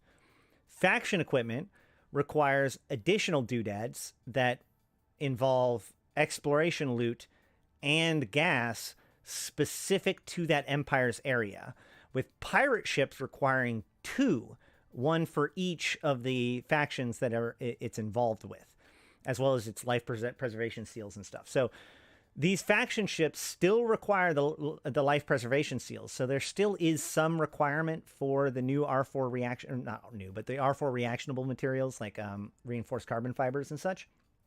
However, the pieces that require the gas and the exploration doodads are the part that was removed from most from the subcapital Navy ships. And that is by far the most expensive piece of the industry changes. Like when you think about pirate ships exploding in price back during the industry changes, this was why, specifically because of the exploration loot and the gas that's required. So the spike didn't ever happen as much on the Navy side of things because Navy has an outlet, a relief valve that is much more accessible, which is faction warfare. Faction warfare pilots can trade in a base ship plus some chips, Nexus chips that they get from running missions for another, some other organization within the same faction. And then they just automatically transform the ship, right? Like you can transform a Dominix into a Dominix Navy issue, for example. So since the industry changes, that is effectively how every Navy ship has come into existence, because it's been so ridiculously expensive and unreasonable to actually build the ship from the BPC. For the most part, ships have been being converted over from chips. However, with the combined benefit of removing the Neuralink conduits from Navy ships and the reduction in LP for the buying of the BPCs, this pushes the pendulum in the other side of the equation pretty forcefully to make it so that it likely will be significantly better again to build off of the BPC than to convert with a chip, which in my opinion is setting things right again, right? Doesn't it just make sense that the thing that takes extra steps would also have a little bit of a cost benefit? So that's pretty cool. People will be building these ships with BPCs again. There's also 2 brand new skills. Hauling ships is a whole other issue, though. And that's good because, that's the other reason why BPCs are good in this case. Yeah, there's no BPOs for faction stuff. So you now have advanced contracting, which is another 20 contracts. No, yeah, 20 contracts total for a rank 10 skill. And it's 250 million ISK from NPCs, or 325 million on demand. So this is a very luxury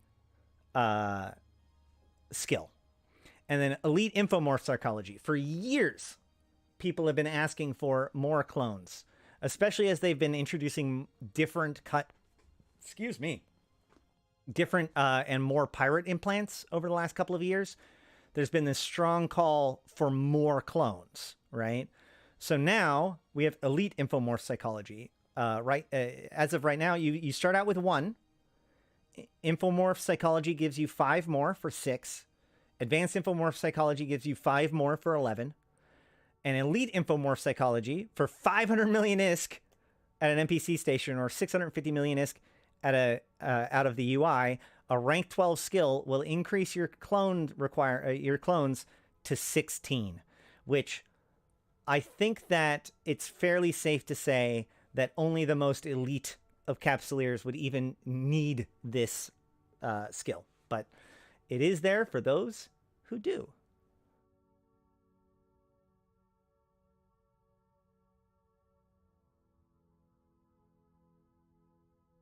Security status changes. Outlaws, i.e.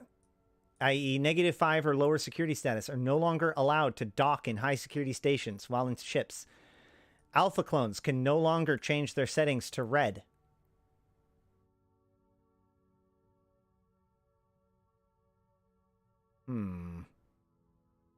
That's not what they said was going to happen. I wonder... So, like, the whole point was that they couldn't change their safety status to red in high sec. But it not being able to be changed to red at all would also influence their ability to pod in low sec, for example. But that's basically it as far as criminal actions go. And then it is no longer possible to run any Abyss sites in 1.0 or 0.9 security systems. Abyssal dead space changes. So this is all the stuff that we went over yesterday. It is current. This video is live just now on the YouTubes. So go ahead and check it out for a more detailed analysis of these changes. Frigate wormholes have been changed from 16-hour life to 4.5 hours. What this means is that wormholes will happen. Oh yeah, also their spawn rates have been reduced. So you will still now get them more frequently. But they'll only last 4.5 hours instead of 16 hours, which is really good because if a frigate wormhole shows up, it has a tendency to kind of shut down any operations that were planned within that wormhole for the night, because they're so uncontrollable. So having it last only 4.5 hours, like that's a pretty reasonable, I can wait for this frigate wormhole to be over. Whereas a 16-hour, not only does that basically ruin your entire day, but it all but guarantees that somebody will stumble upon the wormhole connection itself. 4.5 hours is not a lot of time for somebody to actually stumble upon it, and therefore find their connection to you. So, pretty interesting change. Hangar visuals.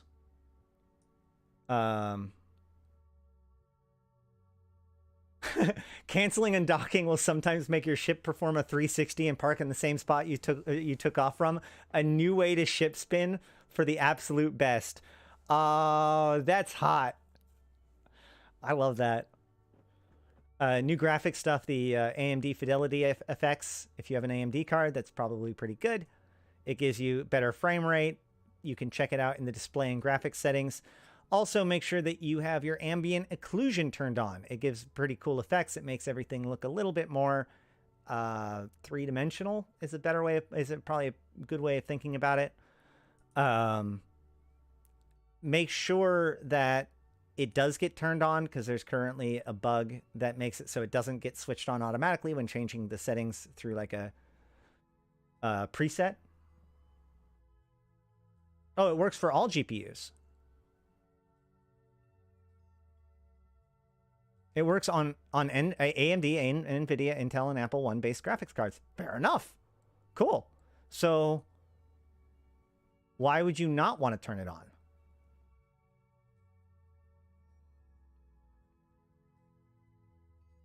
Yeah, why would you not want to turn it on? Yeah, I really want the NPC stations too. It makes me wonder why that didn't happen. I have a couple of guesses as to what's going on with the stations. So, it could be a technical thing. So upwell structures are actually not the same as stations. In essence, you actually, like, upwell structures are closer to giant ships than stations in the classic sense, with the way that they actually are processed within the system. So that's why you can, like, see them outside and take over them. So, oh, here we go. Hold on. Low res rendering upscale native is better. Oh, okay. So you'll just have to see whether or not it's better off for you. So it could just be that whatever system they built for the new hangars works for the newer upwell tech, but not for the older station tech. They may look very similar, but they may actually be totally different implementations, for all we know. The other chance is that it could be a sort of soft rollout of sorts, where this is something that could eventually be rolled out to stations. But just like with the heraldry, like, I wonder if it may not necessarily be technically related.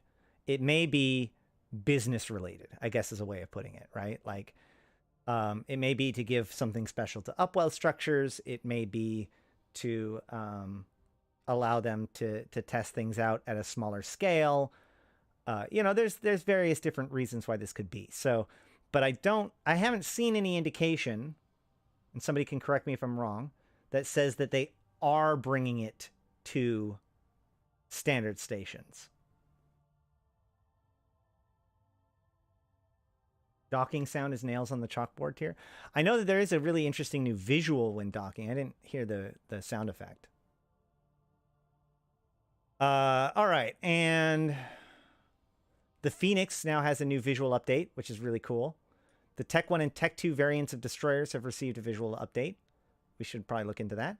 And the Amar Navy pattern. I love the new Amar Navy pattern. I ain't gonna lie. I approve.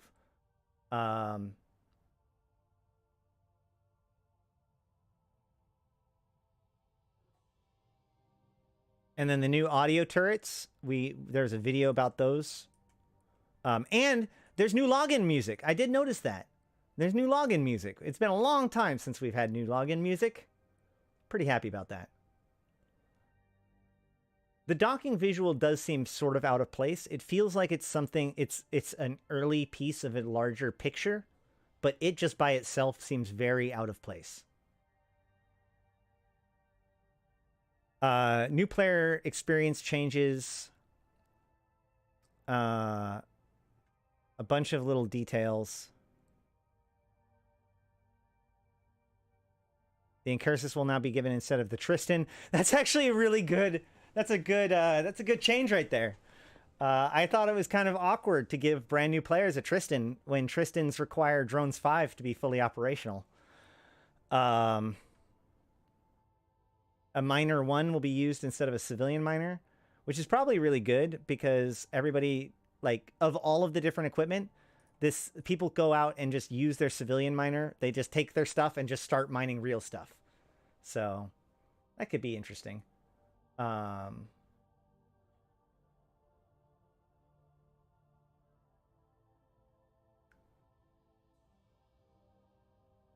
Other random stuff.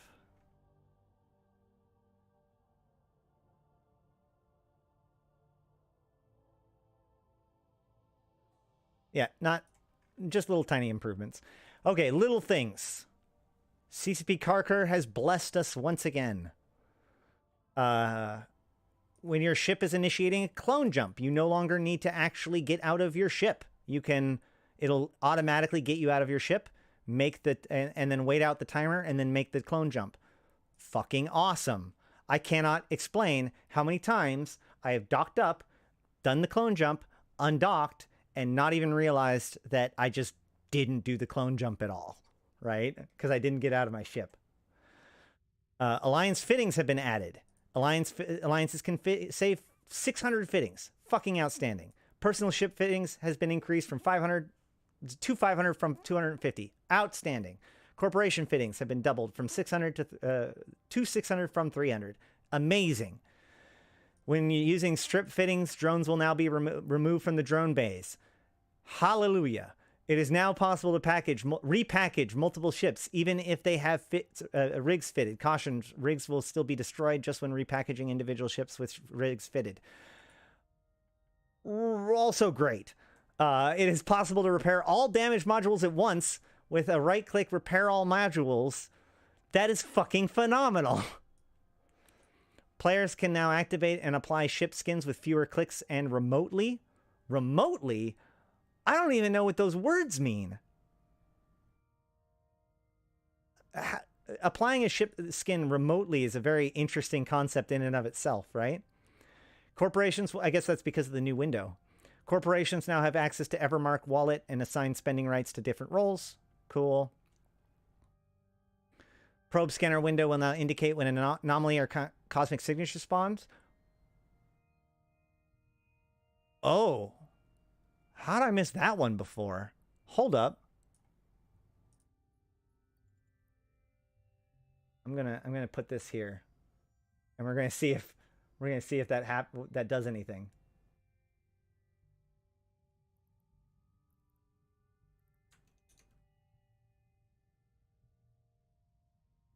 Does what mean? No.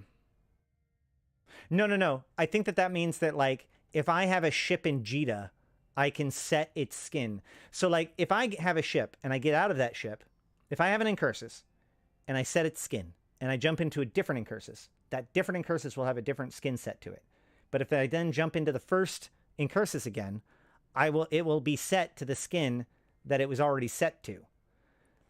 What this seems to imply to me is that you can actually choose what skin a ship will have. You can basically do the ship customization remote to the ship in the same way that you could, like, simulate the ship. I think. We'll have to test this. Actually, let's test it right now.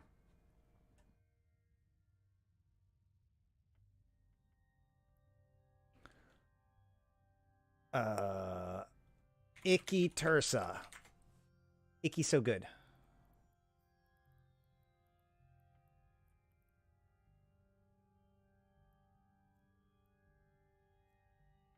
So if I go here and go to simulate ship and then personalization, I'm still personalizing this thing. Okay.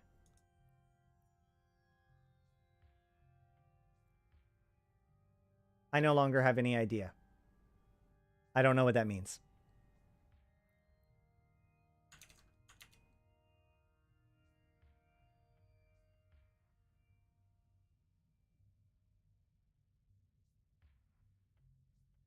Oh.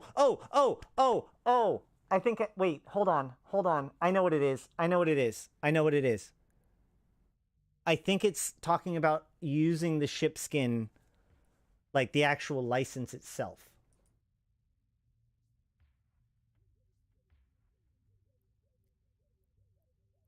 You could already do that, but now you can do it with less clicks. So let's test it out. Do I have any skins that I haven't used yet? Oh, yeah. See, look at that. Holy shit. That's what it meant.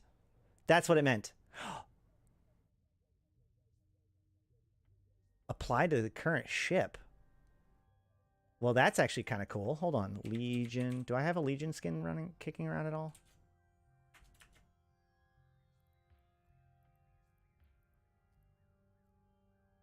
No. Why would I have that? Cool. Well, either way. Yeah, it looks like I can just apply it. I can apply it as in activate the skin license. You can always do that, but now you can do it. The issue wasn't you can now do it. The issue was you can do it with fewer clicks, right? So now if I go to my skin, I have a button here. So one click, I can now apply a skin, as opposed to right click, apply skin. I think that's Oh, hey, look at that. Likewise, I guess if you have a skin for a ship that you are in, you can just automatically have it be applied to your ship, which is kind of cool.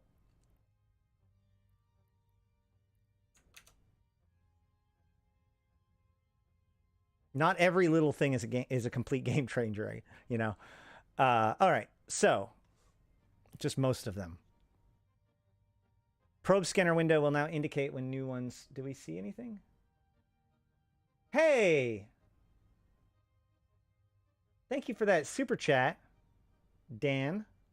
Very cool of you. $5.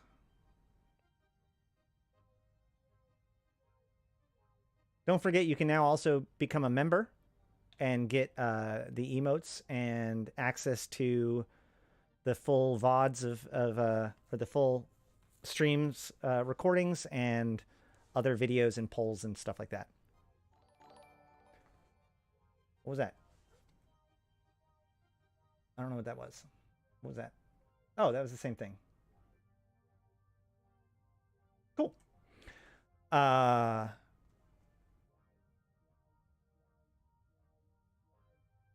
Distance to the content displayed in the agency will now consider autopilot settings when showing the number of jumps required. That's good. Man, so many people have been confused when they see like, oh, 10 jumps to here. And then they set destination and it's like 40. And they're like, what the hell even happened? A filter has been added to the F10 map, which displays the location of your jump clones. That's handy. Jump clones tabs in the character sheet now shows the estimated value of implants of each clone. Uh-oh.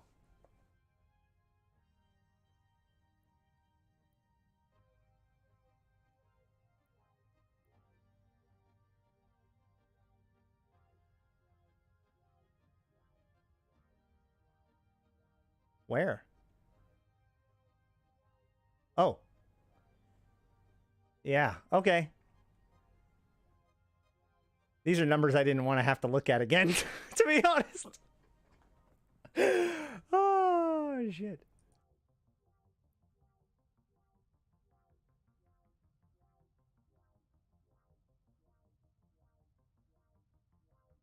Yeah, skins in containers could not be activated before. I don't know. I don't think that that's changed. Mobile depots, tractor units, and warp disruptors can now be saved in the cargo of ship fittings with the fitting tools. Didn't that also, like, they also made it so that, like, filaments and a whole bunch of other shit can be put in there now? Like, you can pretty much save almost everything in a ship fitting, which is really nice. Especially mobile depots and tractor units. Those are cool. And warp disruptors. So you can bring your refit. It is now possible to select and delete multiple fittings at the same time. Holy shit. Nolan, thank you for that, joining as a member. Remember, the more members that I get, the more emotes I can make, too. It is now possible to select and delete multiple fittings at the same time. That is music to my ears. As a person that's been stuck at over 250 fittings saved since they made the changes, that makes me very happy, along with the fact that they increased the total. A shortcut has now been added for Manage Autopilot route window. Oh, that's cool. Let's find that out. Let's find out where that is. So it would probably be under navigation.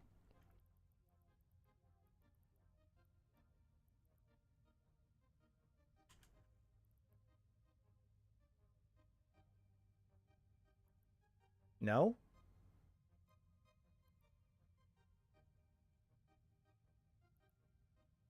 Okay.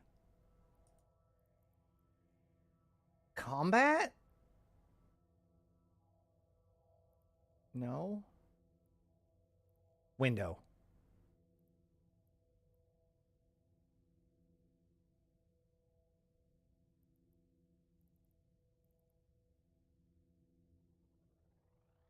Am I having a strike? Oh, there it is.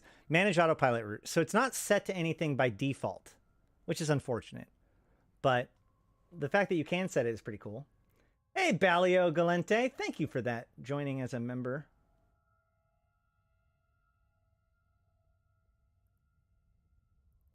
I really wish that had a hotkey to it, because that way, anytime something has a hotkey, it makes it far easier to explain it to a new player, right? Because you can just be like, oh yeah, hit Control-Shift-A to open up that window.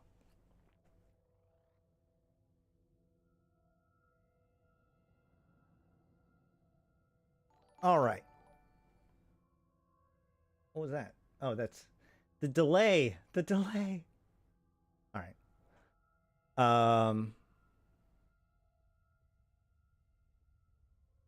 Collapse all groups have been added to corporation asset list. Handy. When reloading modules, only the ammunition and charges you have the skills to use will be shown in the right-click menu. That's pretty nice. You know what I want? I want a button on the fitting window that removes all items in your cargo that you cannot use. Because so often I'll give somebody a fit and they'll be like, I can't fit this. When the reason why they can't fit it is because there's like T2 missiles in the cargo or T2 drones on a non-drone boat. And you're just like, oh, just rip out the missiles, right? Like, it'd be cool if there was a way, just like you can identify which ones are messed up, there'd be cool if you could just remove the ones that are messed up. But either way. Your active ship is now placed at the top of the repair window. Handy. The create contract window. Although, honestly, in the repair window, come on. Everybody just selects one, Control-A, repair all, right? Like, let's be real.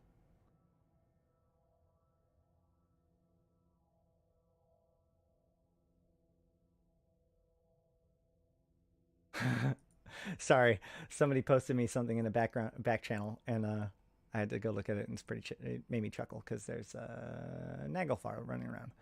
All right, the create contract window will now show the pre-selected items at the top of the pick item list. Hallelujah! Holy shit! This is so commonly a problem for me because if I'm contracting something remotely, I need to use the contract system to split the stacks. So if I have like 20 things in a place where there's shit tons of things, I now have to like scroll through the whole list to find the one item so that way I can split it up. The fact that the selected items are at the top, mwah, thank you. It is now possible to see how many contracts have been filtered out with the contract search. That's actually kind of handy.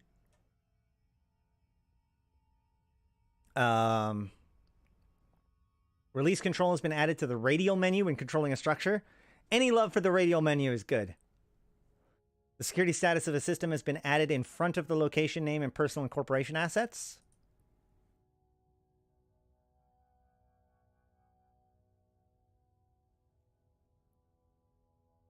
Oh yeah, we were looking. I didn't even think about it earlier, but you can see it there. There's all of the security status on my personal asset.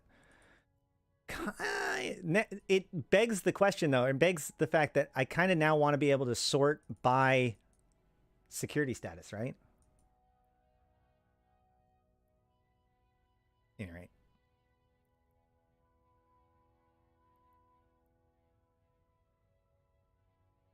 The loot all button now has focus when opening Rex, by default allowing for quick looting by hitting enter. This is fucking awesome. For a few reasons. It's funny that the loot all button wasn't actually a main part of EVE for a long time. Actually, I was playing the game when the loot all button was added. The loot all button having a hotkey is fucking phenomenal. And in a weird way, it also brings better parity to people who practice ninja looting and like have it set to like do it really, really quick versus somebody who is just trying to do it with hotkeys or whatever, right? Like now everybody can loot all as fast as they possibly can by just spamming enter. The minimum distance of the directional scanner has been changed to 0.1 instead of 0. Fucking handy.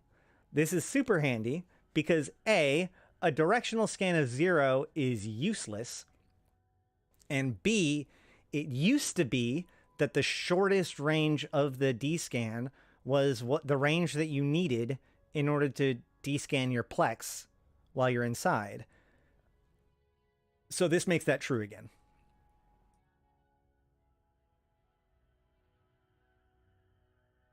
It'll come, just nag CCP. What do you think we're doing? What do you think all of this was for? The maximum number of fleet mates which can be added to the watch list window has been increased to 100. Fucking Mad Lads did it! This game is a raid game now, boys. I really need to see what the visuals of this fucking looks like. I am unironically so thrilled. In my opinion, this is one of the biggest changes in the entire game, or in the entire expansion. This fundamentally changes small and mid-game warfare. Any fleet that's between 15 and 100, basically. This significantly changes those things. I'm so happy. You know how everybody's always yelling at you to broadcast for reps? While it's still going to be useful to broadcast for reps, don't get me wrong. This is going to allow me to know you're taking damage before you do. A shortcut has been added for regroup for players in fleets. That is extremely handy. Holy shit, that's handy. Oh my god, that's handy. Wait, that wasn't already a shortcut? It wasn't. You're right. It wasn't. That is tremendous. You know who's going to like this? Abyss runners. So, a fleet commander, one of the things that a fleet commander can do is issue what's called a regroup command, which tells everybody underneath it, underneath them, to change, to begin orbiting them at like 500, right? So you know how like your FCs have always complained that nobody's anchoring up? Did you know that they had the ability to force you to anchor up this whole fucking time and they just weren't doing it? Well, now they have a hotkey for it.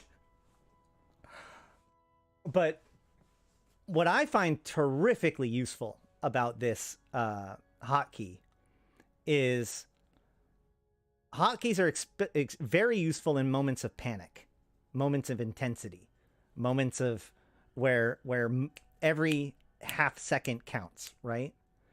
So here's a little pro tip.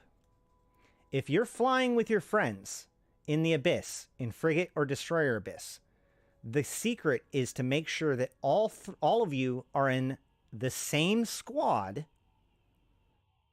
No one is in squad command position, and free move is set to being on. What that does is, what that means is that now, if any of your fleet disconnects, either of the other members or the other people within the Plex, the Abyss, either the 1 destroyer or 2 frigates or whatever, they can hop up to the squad commander position, order a regroup, and save the person's ship from charging outside of the boundary. I have actually saved multiple ships this way, multiple people who have DC'd. So having this be a shortcut and having it be something that you can just really quickly execute without thinking about it is going to save people's lives in the Abyss. Dan coming in and becoming a member. Thanks for that. Welcome, welcome, welcome. 07 to you. 07's in chat. All of you new members that get the 07s. There is actually a new redesign of the 07 coming, by the way, guys. Should I show you guys a preview? It's not that different.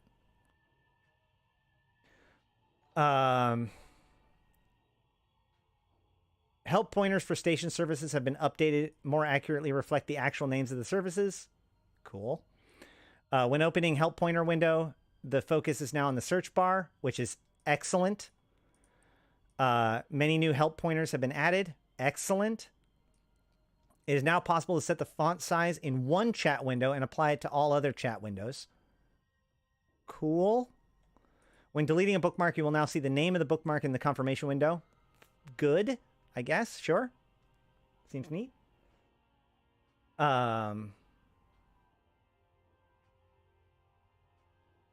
What's this all about? We are going over the expansion. Gameplay. Fixed an issue preventing mutated drones from healing while tethered. Fine. Removed incorrectly spawning ore from abandoned mining colonies. Ore anomalies with no ore inside and not responding caused by NPC mining operations. Mining the last piece of ore in the anomalies will now be resolved as they will no longer deplete asteroids. And the... yeah, sorry. Never mind. Where is it? There's another one. Did they not put it here? Is it later on?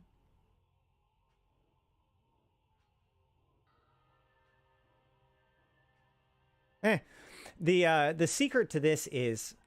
oh, hold on. Last piece of ore, as they will no longer deplete asteroids. So the NPC mining operations got significantly nerfed. Like, they now have 100 times less capacity, and they mine the equivalent or so reduction in quantity. So what this does is it makes it so the clockwork mechanics of the mining fleet still operate, but they no longer destroy the ore anomalies. And on top of that, there was apparently a bug that was causing those anomalies to just remain open and empty because they were mined out by NPCs. These two things combined are the reason why it's been so remarkably difficult to find ore in low-sec to mine. So congratulations. Low-sec mining is just a little bit more viable again. If only the rats that spawned while doing it weren't so nasty. The wild miner module had become a little bit less wild and can now be listed on the market. I actually don't know what that would mean. Fixes crashes on Mac client. Resign as CEO option no longer in the menu if you're a director. I've always found that was kind of funny. Closing or minimizing a full screen window no longer restores all other minimized windows. I heard people complaining about that the other day. Fixed an issue with Faction Warfare Agent not updating correctly. Fine. Updated porpoise trace to reflect it being able to fit a medium industrial core. Sure. Updated Abaddon reinforced bulkhead roll to link to hull upgrades. Fine. The HUD speed gauge background no longer fades out when at high speeds. Sure. Assist and guard state indicator now shows correctly in the drone window. Good. Docking via radio menu no longer becomes unresponsive to player input. Fucking thank God. Disabling window blur no longer causes windows to become overly transparent. Let me see real quick. Oh, yeah. Okay. Well, kind of.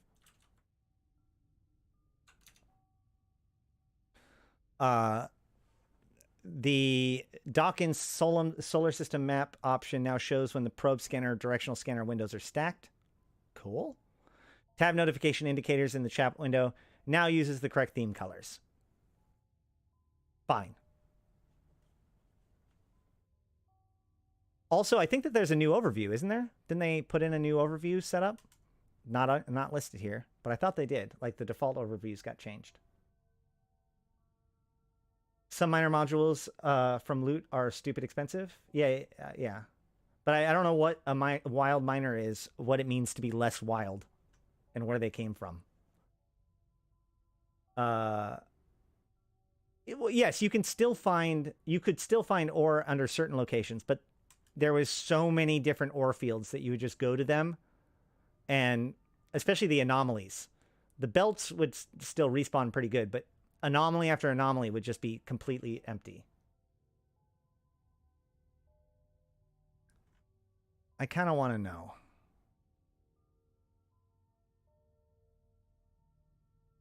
I am going to throw on another ad while we look this up.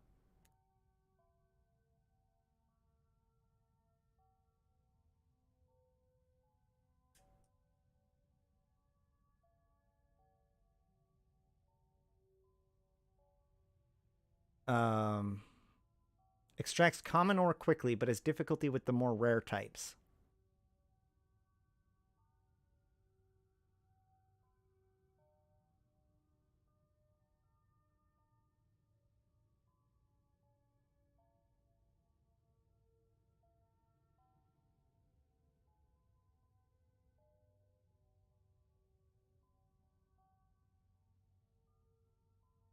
Now, this page is probably not updated yet, so we could probably even look it up in game and see if there's any difference. And it is a storyline item. So probably Cosmos, you're right. In fact, it requires Yan-Yung pieces. So yeah, it's a Cosmos thing.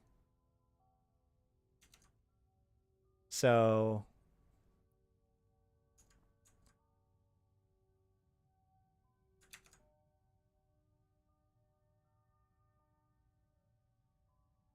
let's see if there's any difference. Mining amount is still 60.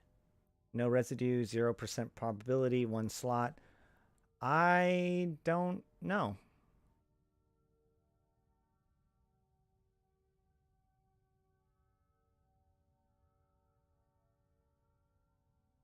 It could only be sold on contract.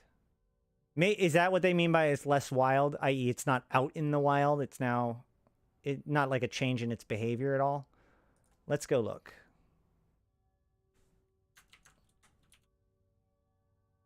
Here it is. So its meta group has been moved to 3. Its dynamic type is now 0. It's now a mining laser, and its parent... Yeah. So it hasn't actually had its functionality changed. It just was put... It now functions correctly.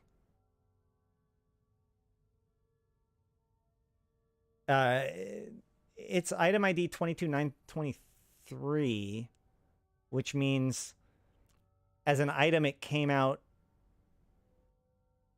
around the time of Empyrean Age. So probably Cosmos Emission type stuff, right? Or Epic Arc. Could be Epic Arc. It could be Epic Arc. Usually type IDs are put in relatively order.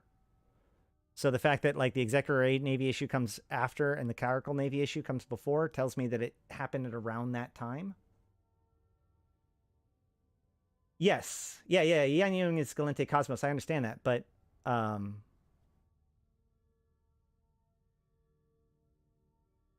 either way.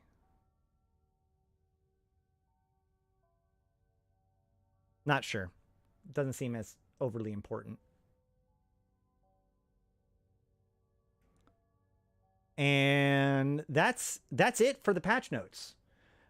Known issues. You know, as far as things go, I tweeted this earlier. People give CCP shit for like bugs on things on first days, on the first day of like events and shit. As far as like, I was nervous with how little we saw of some of this stuff on Sissy before it came here. But man, for the size of this expansion, the known issues that have cropped up, the bugs that have come out of it, are extremely mild. So that's awesome. However, the big one, actually, I would say, is that the rendezvous points right now are causing hits to standings when they're not supposed to. So I would actually recommend avoiding running rendezvous points today until they can fix that. Level of detail of dreadnoughts, whatever, missing icons, VFX during warp on the courser, detached from the ship. That's kind of funny. Dirt doesn't accumulate correctly. All this stuff is cosmetic shit, right? Thunderchild slips, clips through the assets in the upwell hangar. Redock animation issues. Battleships camera issues. Ads located on dock do not change status. Zenitra science ball problem, visual issue. Skins in upwell structures. Yeah, I mean, like, as far as this goes, all of these are just little visual issues, which is fine. Totally fine. Graphics settings, optimized settings for quality, does not update the ambient occlusion setting. I mentioned that earlier. Some corporation logos may overlap. Skin changes are not immediately reflected. Sorting by EM in Paragon loyalty stores do not always reorder the items. They mean ever marks, not electromagnetic. Switching to personalization tabs while simulating a citadel will instantly switch the view back to the equipments tab. Okay. Corporation Evermark's value will not appear higher than 1,000. Rarely, Iris agents may not offer a mission. Jita Iris agent can appear twice within the Paragon Agents tab. And no plus icon in the chat window header. You can still open chat channels windows by right-clicking the chat icon in the Neocom. Like, that is some really, really, really mild known issues, right?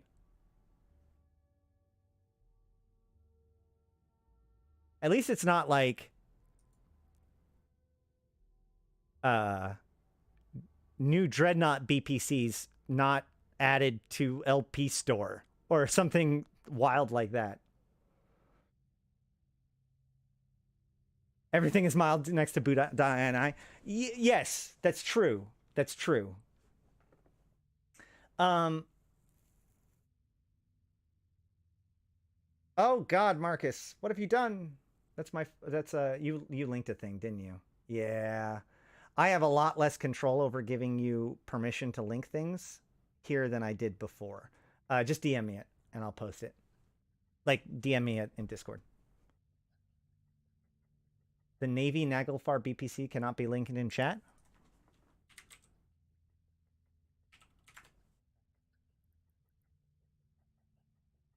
Oh! That should probably be in the known issues, right? Hold on. Check it out. If I search for Naglfar, I see the Naglfar fleet issue, and I see the Naglfar blueprint, but I don't see the Naglfar fleet issue blueprint. If I look up the we see both the Revelation blueprint and the Revelation Navy issue blueprint. So what does this mean? This means that the Naglfar Navy issues blueprint just simply wasn't flagged for published yet. So that's fine. Oh, the bot thought that boot.ini was a link. That's funny. For those of you who do not know, back in the Trinity expansion, when they did a redo of all of the visuals, they wiped out their old visual system and put in a new one, like their rendering system. And for some reason, they named the core of their system boot.ini. So as part of the process of updating to Trinity, it deleted the boot.ini and made the new one. But the problem is that in some cases, the relative location of the file structure failed, and therefore it defaulted to just simply going to the C root and deleting the boot.ini at root, which is the way your computer boots up. So if you've ever looked up boots.ini or you've heard references to boot.ini in EVE Legends, that was the time that CCP bricked everybody's computer. Not everybody's, but, you know.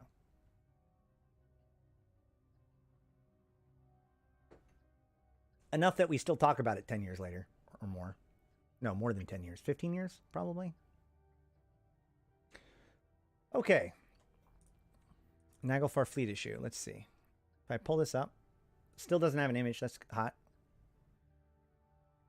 Industry. Yep, there's no BPC. There's no BPC to link. But I'm going to try something. I bet you I can link in Naglfar BPC. Who was it that said this? I want to make a bet.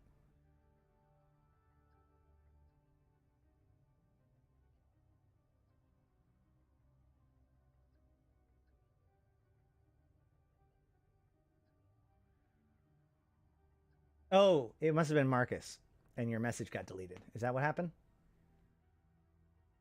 Was Marcus the one that pointed out about the BPC? Cool.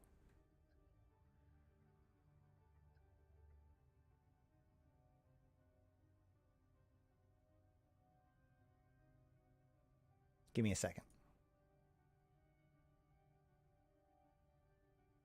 If I can't link this Naglfar BPC, then I will give you 50 plex.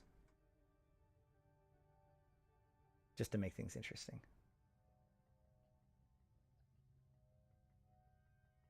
Yeah. Yeah, the Boots.ini was a special edition item that was added many Christmases ago.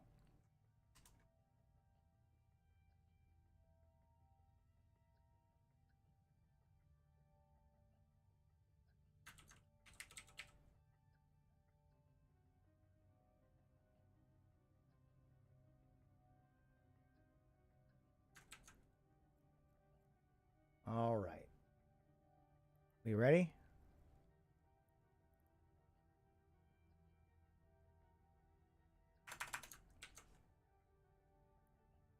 Boom shakalaka.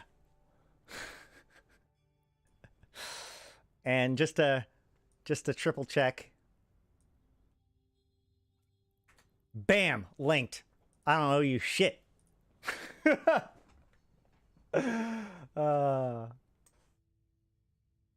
I buy an emblem on a character, character 1, can I trade it with character 2? I don't believe so. That's why I use default install locations. I don't even think it was an issue with that. It's that the file their code used relative locations with the way that it worked, but some computers failed to do the relative locations, right? So rather than the root of the Eve directory, it was the root of the C directory. Obstacles prevent warping for up to 3 minutes.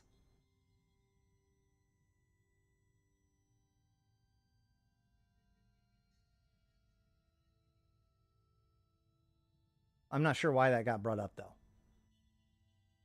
Also, the alpha changes are less about alpha's spam and more worried about alphas being used to circumvent the consequences of low standings. All right.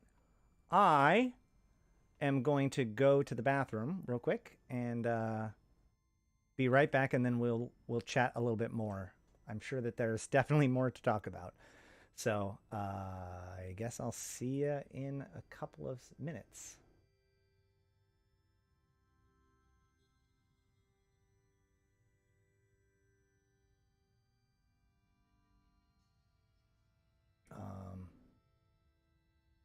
No, I'm delayed, or like I'm distracting people while I go on break isn't set up yet because I'm bad. So I'm going to put up a YouTube video. Let me pull something up.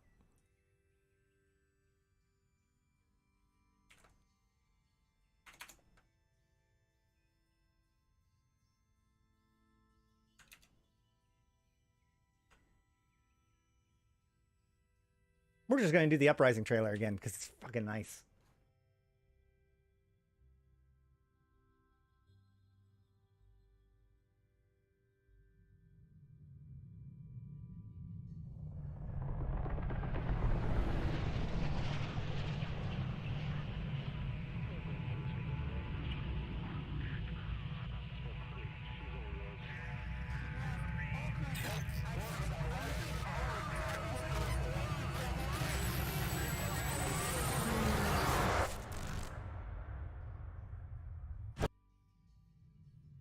I don't know why the graphics didn't work. It's working.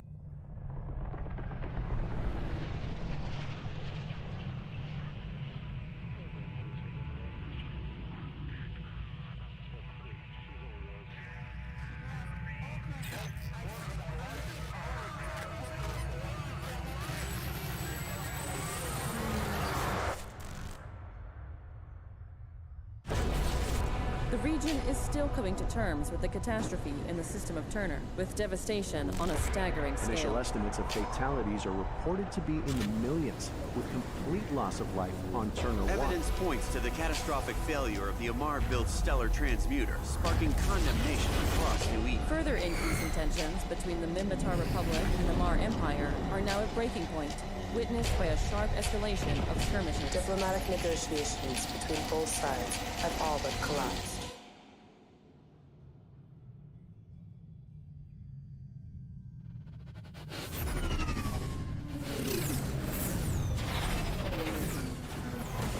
Broadcasting live with shocking scenes of Federation ships invading Intaki and neighboring systems, this is a major developing situation amidst the current turmoil in New Eden. My fellow citizens, the time has come for the Federation to rise and liberate Intaki, to recover what is ours. These worlds and the people of The Caldari state are being slaughtered in this outrageous invasion.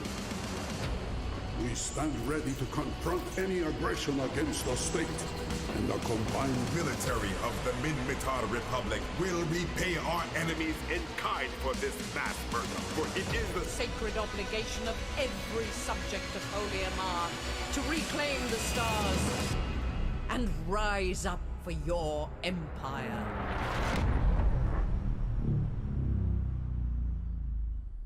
You know, since we get the Celis Agard one, doesn't anybody else want the rest of the speeches?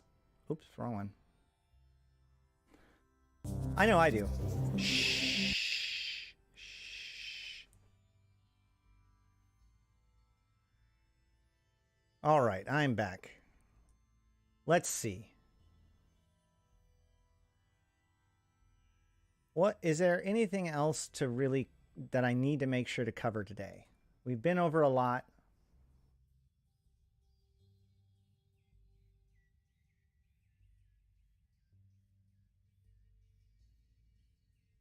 Let's look. We went over the sales, we went over the packages, we went over the patch notes, we went over the lore. We are in Intaki. There's been the 3 World New Eden news posts today. We read those at the beginning.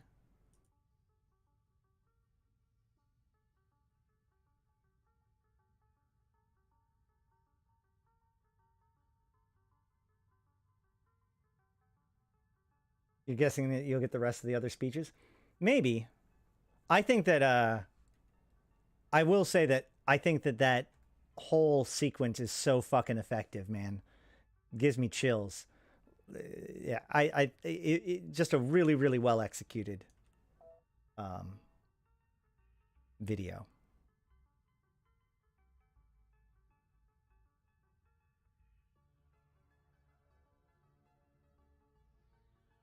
Yeah, nothing since Celis Agard addressed people.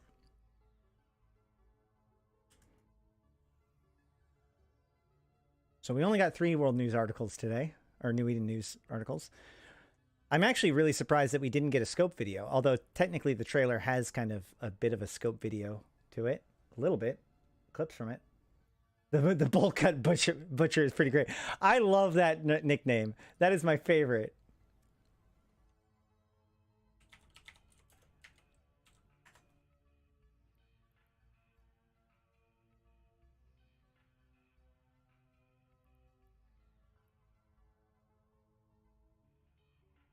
Do they not have Celis Agard in the game? What? Hold on.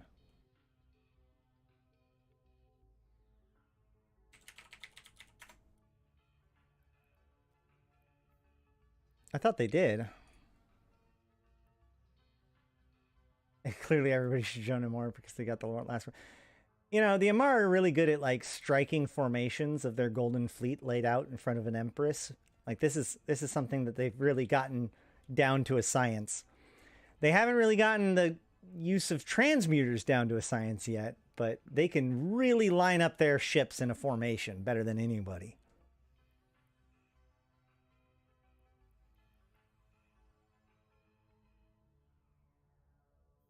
Algental Core? Has that always been there?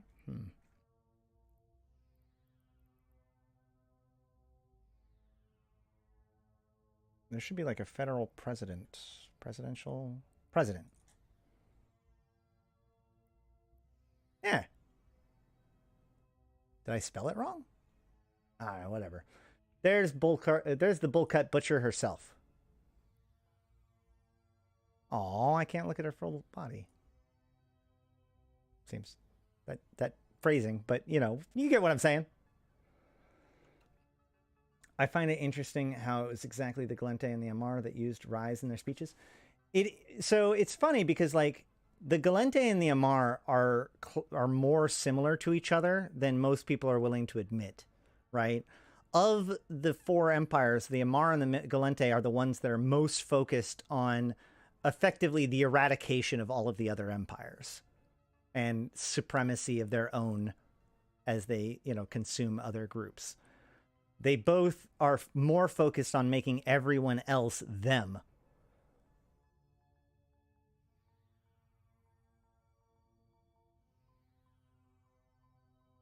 It's just the Gallente have a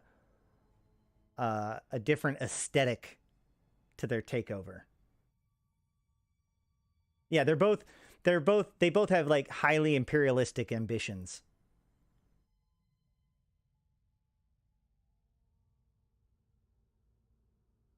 Yeah, so that's actually a really interesting question. How that is there we go. That's a topic that we haven't talked about yet, but that we need to. 1 second. Let us discuss what the fuck just happened today and its possible principal fallout. So these systems in the constellation, hold on, let me pull up the actual names. The systems of Intaki, Agos, Anakal, Boreal, Corvin, Dastrins, Harul, Igis, Ostengale, Opinot, and Vey. If we go to faction warfare,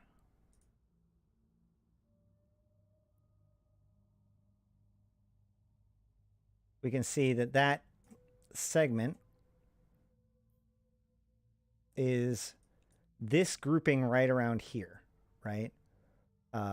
There's Vey, there's all of the others, all the way up to Ostengale, Oppenroll, not Stackmon. I don't think Dastrins was on the list. Yes, it was. Stackmon was not, though. So kind of this little cluster over here. Oh, Stackmon's high sec anyways. Derp. So like this entire high sec or this entire low sec chunk is now no longer in the war zone controlled by the Gallente Federation. This is a huge move. This, like, sure, CCP want to remove some systems from the faction warfare space. We have seen diplomacy begin to break down between the four empires for the last several months. And Othanoon was the flashpoint in which basically the Uli Accords and the Emergency Militia War Powers Act was effectively suspended. Both sides declared that only their own Navy forces were allowed on field. Even Concord and Edencom were now kill on sight within those territories. So since then, it's been kind of wild in a world in which the four empires don't agree with each other and there's no peace treaties. You know, that's why we got the transmuters and other stuff like that. So this attack by the Gallente into the war zone is the largest violation of Concord's Accords in the history of EVE Online. Like, think about this. At one point, a holder attacked a Gallente station, and the ramifications of that was felt for over a decade. They just took an entire constellation and threatening more in an agreement. The Caldari state believe that they own these systems. These systems that were taken have actually been purchased by individual megacorps. They have already divvied up this territory for their own. And yet now, it's not occupiable. That is an incredibly flagrant violation of the Emergency Militia War Powers Act, as far as I'm concerned, as far as I know. So a lot of people, I know that there are some people within the state, for example, that are upset, that see this as like some sort of Uli incident notwithstanding. Even that was still just an attack on a single station. Theoretically speaking, you could argue that the entire Elder invasion was a bigger thing, but even then, that wasn't a violation of the Militia War Powers Act. It was a different kind of violation. But if you think about it, the invasion Elder fleet is the reason why the Militia War Powers Act exists. So not really possible for it to be a violation of the Militia War Powers Act. if the Militia War Powers Act was created in response to it. But the point remains that this is nowhere close to the end of the story. Do you think that the Federation did this because they didn't get Othanoon Stargate? You know what? And I'm not going to call you out on this because a lot of people have been suggesting this. But let's all take a step back and realize how absolutely insane that theory is. You're telling me, like, CCP is only now dabbling with the idea that we control the things by our actions. The complaint is that there hasn't been enough impact in what our choices are. You think that they chose to do this whole arc simply because we didn't get to build the gate? I don't know. It really seems like this was something that's been building up for a very long time. This Intaki situation actually has been heating up back in Easter. There was a Gallente delegation that was sent to the state to negotiate peace treaties between or involving Intaki. And that was going very, very well until one of the members of that delegation turned out to be a spy operating for the Deathless, and the Guristas stole the plans for the Dreadnought retrofit project and escaped. This event that was the triggering event that destabilized the political situation in Eve, right? Gallente and Caldari were working towards peaceful arrangements. That ended it completely. And it's been escalating tension since then. So the idea that Celis Agard, who, by the way, won her battle over her political enemies exclusively or explicitly by cozying up to the Intaki and getting their support. Celis Agard, the one who was elected on the foundations of bringing support to the boundaries of the Empire, or of the Federation.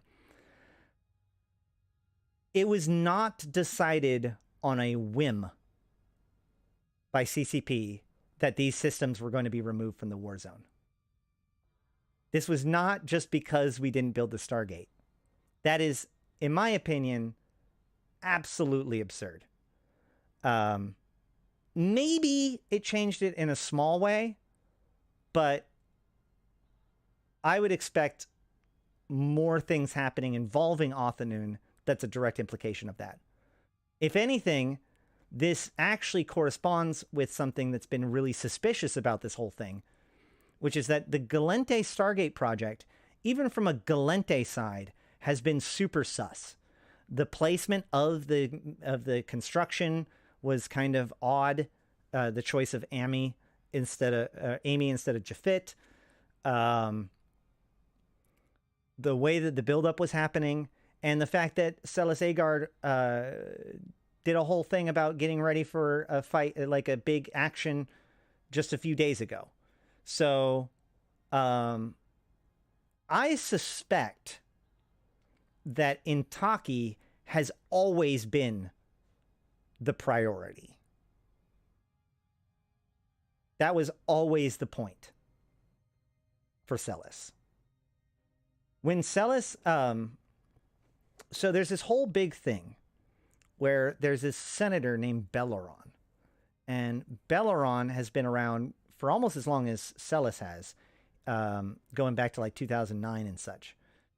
So he created this bill, and since the beginning, he's been fighting for an end to capital punishment in Federation space, an end to the death penalty. This was passed in the Senate, but Rodin pocket vetoed it, I think for years. He just sat on it and refused to actually sign it or reject it or whatever. So as the election moved forward, this issue of the Belleron bill became a core piece to the actual election, because whoever became president would have final decision on the Belleron bill. When Celis Agard became president, she was actually opposed to the Belleron bill, but at the moment, she needed political influence, and so still kept it as kind of an unknown quantity. Then, as we entered into this Stargate construction, the first one, the Trailblazer one, Celis Agard secured an infrastructure bill through the Senate, specifically with the help of the Intaki people. The thought was that she would have to sign the Belleron bill as a concession in order to get enough votes to be able to get the funding that she needed for the infrastructure projects that she wanted. However, when she was able to get the Intaki to flip and side with her strongly in the matter, she no longer needed that. She was able to pass the infrastructure bill, veto the Belleron bill, and fucking dance her victory dance all throughout Kali. So that was one of the biggest moves that Celis Agard has made in the past. So I think that she's had her eyes on this invasion of Intaki for at least a couple years now.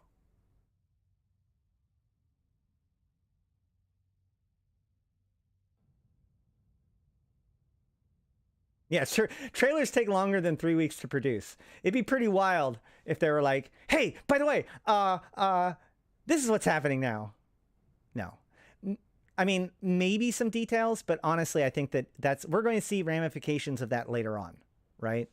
So it is worth noting that, as I said earlier, I think that one of the key critical pieces to this, though, is Yagalis. Yagalis is another one. I've been saying that Intaki is important. While everybody else is focusing on other pieces of the war zone, blah, blah, blah, blah, blah, I kept going on to Intaki, and everybody thought I was crazy. But I knew that Intaki was important. I didn't know it was going to be important in this particular way, but I knew it was important. Who owned Intaki mattered to the ongoing story at any given time. Yagalis is the dark horse in all of this, right? When the plot line for the shooter begins in earnest, I all but guarantee you that Yagalis will suddenly become important in the same way that Intaki suddenly became important, right? Out of the blue. Because they've put in all the dominoes. All they need to do is pull the trigger. Yagalis related to the Deathless, related to precursors, and related to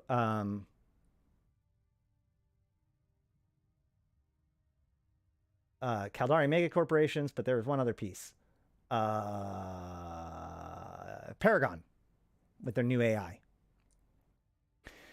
So I think it's interesting that, like, on this side, you have Othanun and all them. And then on this side, you have this new Galente only area, which puts this constellation as kind of a natural point of, like, the Caldari attack from this side, the Galente attack from this side, and we all meet in the middle, right? So I would not be surprised if we saw more activity in this area. However, this side of the war zone exists too. This side over here is part of Placid, right? And as it's pointed out in the lore, or in the news article today, Placid actually is a Galente area. That's why when they take it out of faction warfare, it becomes Galente solid, right? Because there's no occupier anymore. It's a Galente system. Black Rise, on the other hand, is Caldari. Did I catch the possible Talakan shipwreck? I did not. We'll get to that in a second. One tinfoil at a time, okay? So, if we go to the New Eden News from a year ago,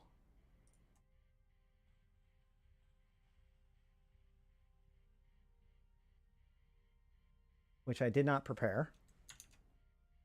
Hold on.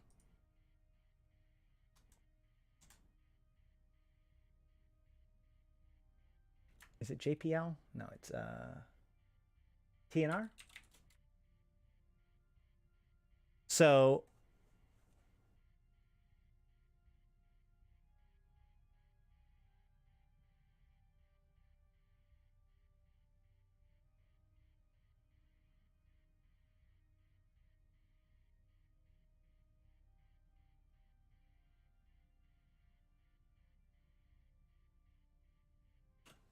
one of the things that's happened over the last few years is a major restructuring of the Caldari state. They used to be aligned between three different factions: the Patriots, the Traditionalists, and the something. I can't remember. But recently, due to political and business maneuvering, there has been a realignment of the state mega corporations into not JPL. Is it JPL? Hold on.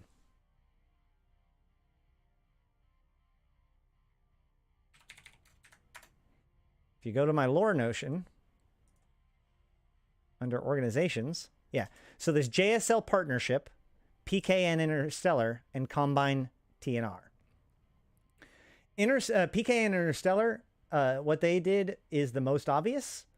They are the people who did the renovations of JITA, and they made the HyperNet, and they made transneural microcontrollers from Intaki Tech, and the expert systems. Combine TNR was hired to manufacture all of the structures for Air Laboratories, and so they've got a strong connection with Air Laboratories.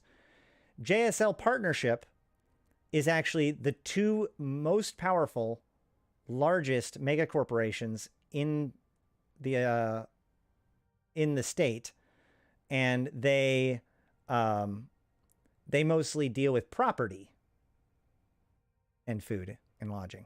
So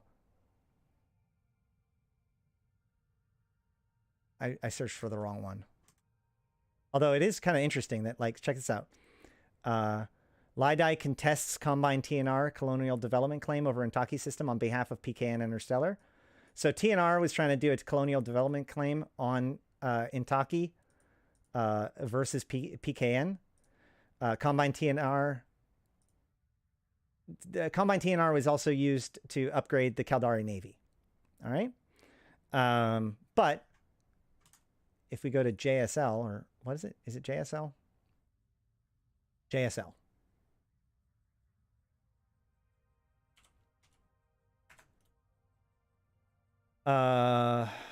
If we go to JSL, we see here from the previous Caldari Union Day, right, where this speech was given, which we can look at too. We see in the news, first of all, Concord's Derail carries out new raids in Ugalis following agreement with Caldari State Occupation Forces.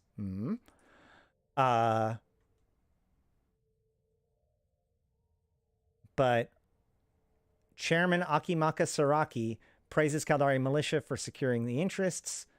Serpentis Corporation issued joint statement alleging conspiracy by renegade security forces. And JSL Partnership awarded contracts to develop and equip new Caldari Navy and state protectorate bases in Blackrise and Placid regions. This construction has not happened yet. So while it doesn't make sense for both sides to decide to surprise attack each other on the same morning, the state already had plans to push out and take stronger ownership over some of the systems in Blackrise and in Placid. So the idea of a Caldari counteroffensive to attempt to mitigate the damage done by the Gallente here is is pretty high. Now, there have been some speculation that they'll take over the Surthud constellation. I don't think that that's true. Mostly because the Surthud constellation becoming permanently Caldari completely undermines the entire mechanic of this Stargate that we just built. So there's a really, really, really strong chance that Othanun will continue to be part of the war zone. So I expect it to be more of the opposite side of the war zone, the Blackrise side, that may see additional developments by the state as they find this unacceptable. However, with all of these different rats and everything running around, with all the forces running around in space, it's worth keeping our eye out throughout the entire Placid and Blackrise region to look for anything, any new construction yards, any new rats, any new anything like that, because it is on like Donkey Kong. You know, as we said, there's 7 new construction sites in Intaki alone today.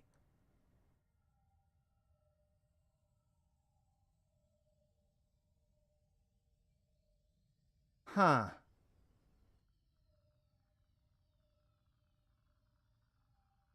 Hold on a second, Dutch. Let me see if I can find that.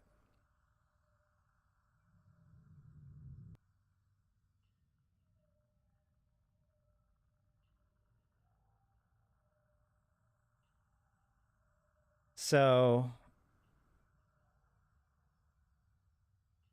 where is it at? In the trailer.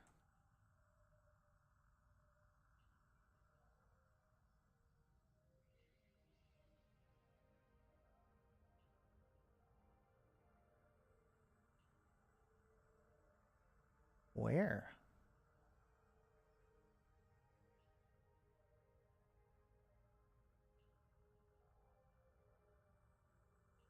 Oh yeah, don't forget the Amar capital fleet is moving. Tashmerkon just got a bunch of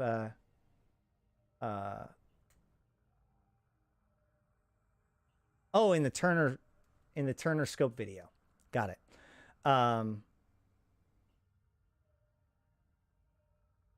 You wanted a story where you are the players and the CCP is the storyteller? I mean, I think that we are all telling a story together. That's what good roleplay is. Got it. Oh, there is also a new discourse. I haven't seen this yet, so we're going to watch this first. Arataka Research Consortium, which Dutch Gunner is here from there, do amazing work with the lore. And the discourse is one of my favorite things that they do. So I'm so glad that the discourse is back again. Let's check it out.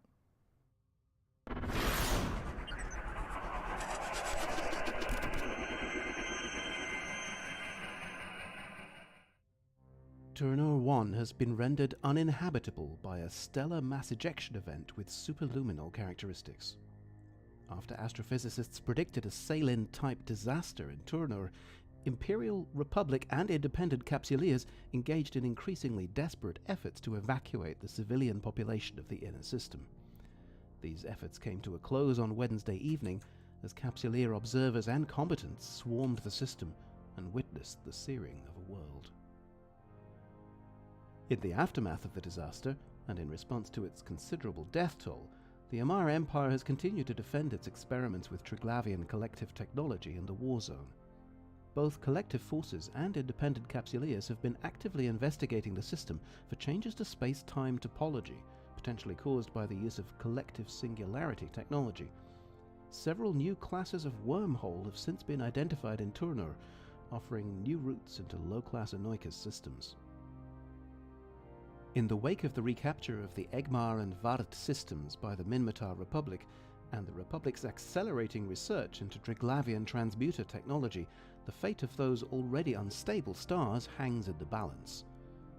Observing that the instability has progressed to a considerable extent, analysts have predicted Salin-type disasters in those systems, but Republic intervention may yet prevent the widespread devastation that was caused by Imperial experiments in Turnur. Both systems' inner planets have already started evacuation efforts in the hope that most of their civilian populations can still be saved. These events have led to growing calls from Capsuleers for the transmuter facilities to be demilitarized and handed over to a trusted neutral party such as the Sisters of Eve. Research by the 4 Empire powers into collective technology is increasingly seen to pose a grave risk to life throughout the New Eden cluster. Meanwhile, with the Gallente Federation and Caldari states still seeking to acquire other, as yet unknown Triglavian technology, efforts to prevent further disasters continue. The Arataka Research Consortium has delivered a cache of Triglavian relay data to the Society of Conscious Thought headquarters in FDZ-4-TAC-A, in the hope that they may be able to use their tie-breaking vote in Concord's inner circle to intervene, or make some form of public disclosure that could de-escalate the ongoing arms race. The Arataka Research Consortium continues to offer rewards to pilots providing information or materials that contribute to this effort to stave off further disasters. Meanwhile, the Empire's edge towards escalating conflict. This is Cerulean Voth, reporting in Turnur for the Discourse.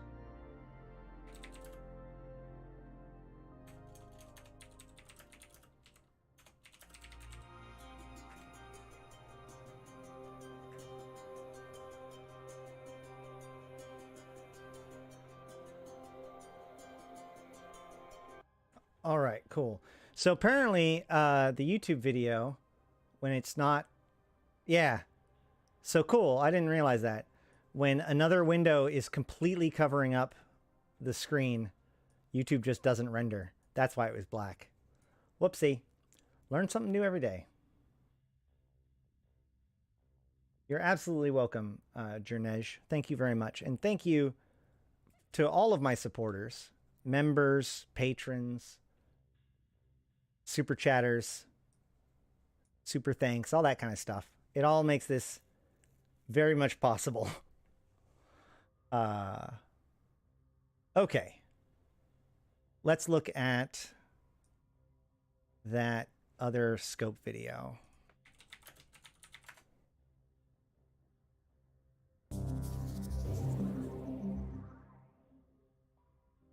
The details of the disaster following the star swift ahead of the blast, whose shelter was clear, remaining behind were the nomadic Minmatar, claiming its evacuation a top priority.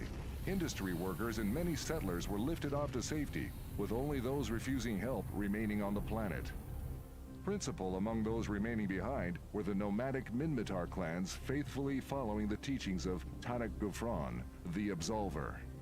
In a final bizarre broadcast from the surface of Turner 1, the Absolver encouraged his followers to embrace the spiritual forces about to transform the system. Turner 1 has been... Did I miss it?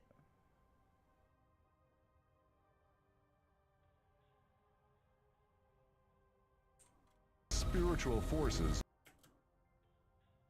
about to transform the system.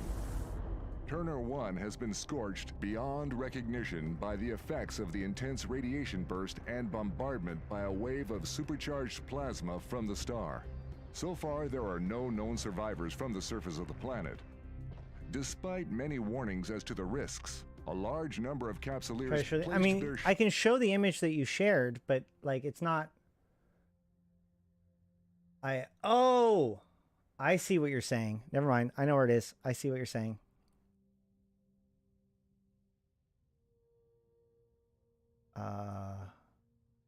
Is it in this one? I think it's the other scope video. Teachings of Tanak Gufran.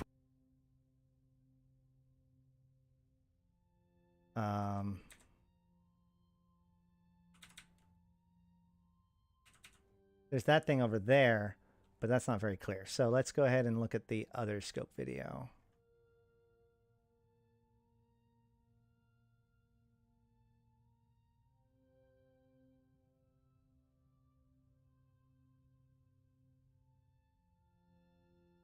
Is this the one? Nope, this was the previous one. There we go.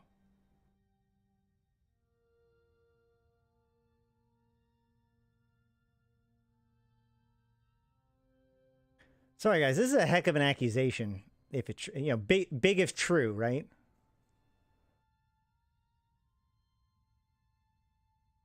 So the idea is that there is a Talican ship in the background of the video.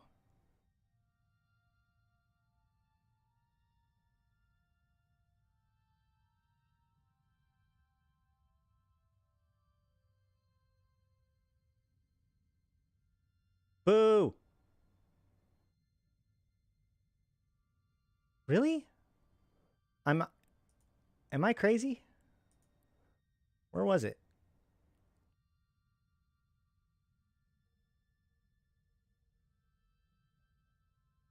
All right, well, I'm going to post the picture and then people can help me find it in the videos. So on the top here is the Talican wreckage that you can find in sleeper sites in Anoikis. And at the bottom is what is being alleged as being a Talican ship of some kind. I don't know, man. 6 of one, half a dozen of another. The problem is that we also have... Where is it?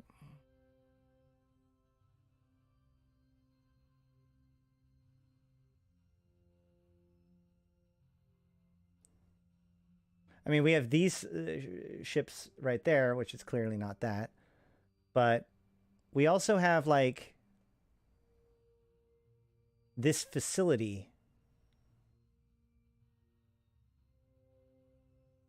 There, no.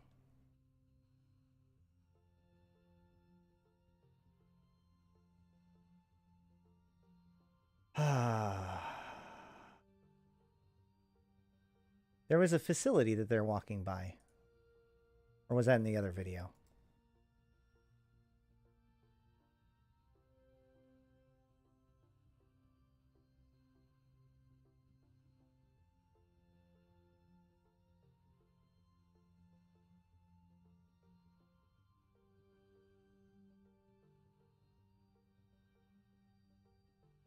Let's see. Yeah, see, like this. So see this structure right here, the flat sides with the little boxes sticking up out of it. You can clearly see that. Like that looks like that structure right there. So whatever this is would be like to the left of this picture. And given this facility here, it looks like it's probably just another structure.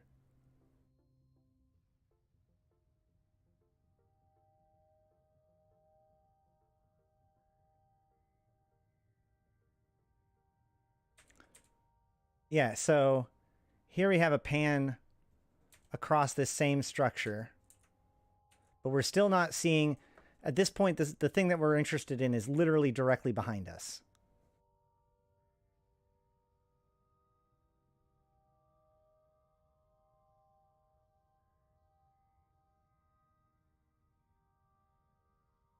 So, pan up. Please pan up. Damn it!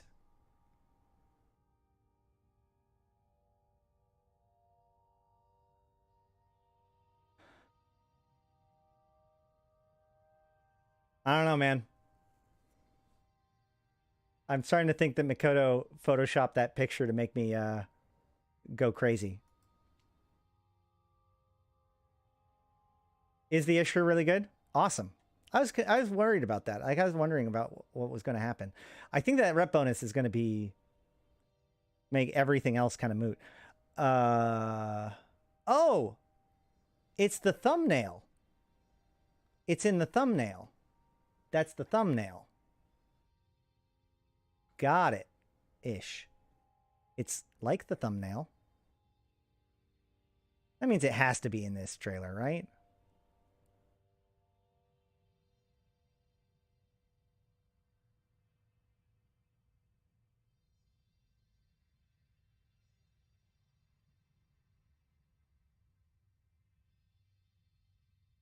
Let's try this one more time.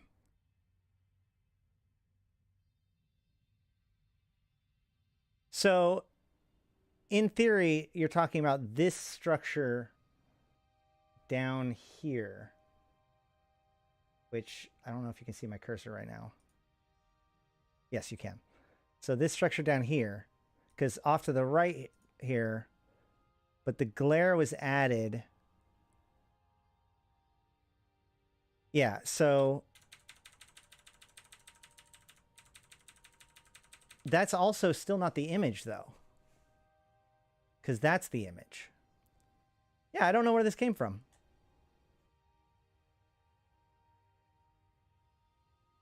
The fourth mid is a game changer? What goes in the fourth mid? What does the fourth mid do? I think it's Photoshopped. I can tell by the pixels. I mean, so to look at this, we see these bands up at the top. We see this kind of almost like a engine port in the back here. And this kind of, it's clearly like a cylindrical design, whereas this other structure is big and flat. Cap booster! Fucking of course! Cap booster. That makes so much more sense. So the problem with that, though, is that, like, here, it kind of seems to be like the engine. I don't know if this is necessarily attached to the engine or just kind of extends beyond it. I'm going to call it an engine. But it doesn't quite look the same as these little nodes there. This does have the circular thing, and the damming is this part right up here, right? Like, this section up here and this section up here, that's probably the best piece of evidence that there's something wild going on, because you have this round piece at the top, this side piece, and these little nodes off to the side, right? Here we have the round piece, the circle, the round piece at the top, and little doodads on the side. So yeah, I can kind of feel it.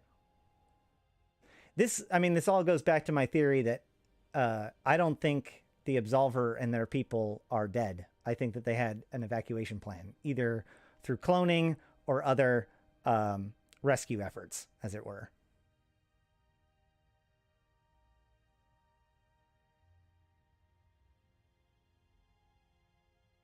I do want to know where this one frame is from, though. Holy shit. This is driving me wild.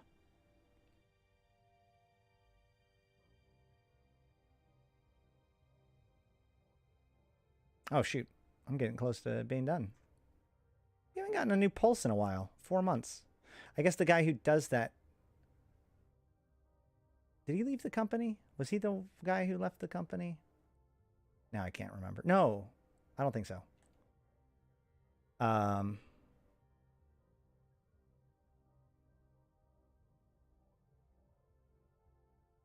That really feels like that should be... Like that thumbnail is the picture, or at least the thumbnail is the closest thing to the picture that we've got. And this is just devastation. This doesn't show any of them. So yeah. You know what I think it might be?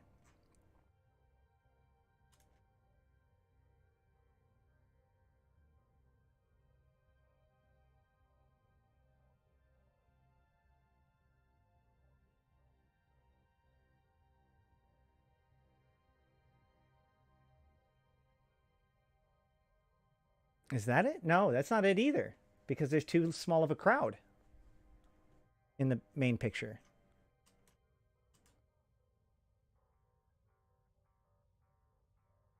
Okay.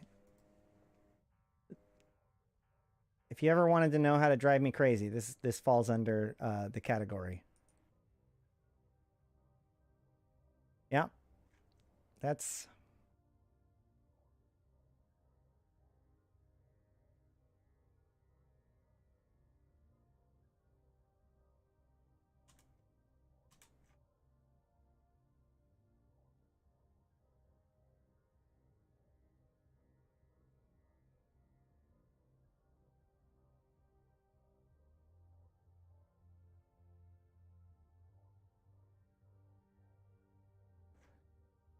No. No. No. I officially feel like I got trolled by Dutch. That's fine. We'll get it sorted.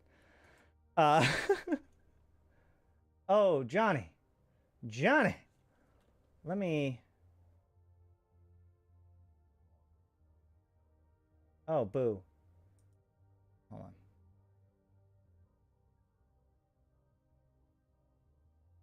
How do I... Gosh darn it.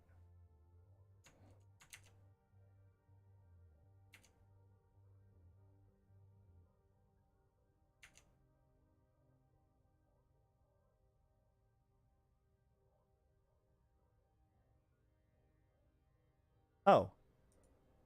What? Oh, retracted. Never mind. I thought you got hit by the bot, but no, you removed it. Got it.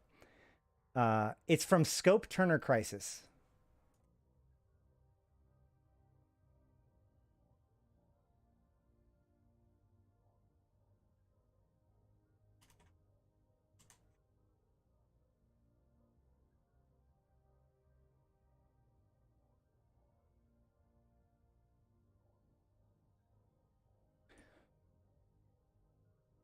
Really? It's from this one? The one I skipped?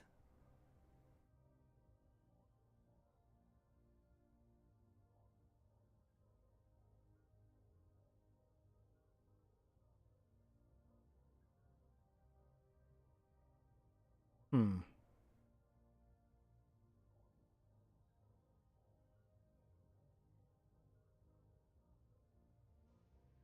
Oh, I found it. I found it. Hold on. I might have found it. Fuck yeah. All right, there it is. Jesus. That was way too hard. All right. Yeah, I mean, the only thing is that you also see kind of the same sort of topping structures right there. I still don't know if I buy it, but it's a reasonable tinfoil. I'll say that. Because it certainly isn't a mountain. And you could argue, what the fun thing about this entire hunt is, you could argue that CCP did not show us that structure more than they had to, right?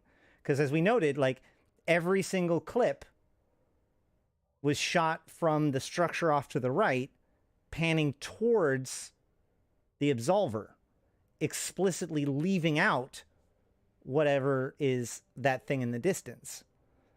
And in other frames of it, in future videos, there's always glare or something else that's obscuring it. So, I mean, it's one of those things that, like, someday we might be able to look back at this and be like, oh shit! But I don't think it's going to be something to build a hypothesis off of yet. Especially since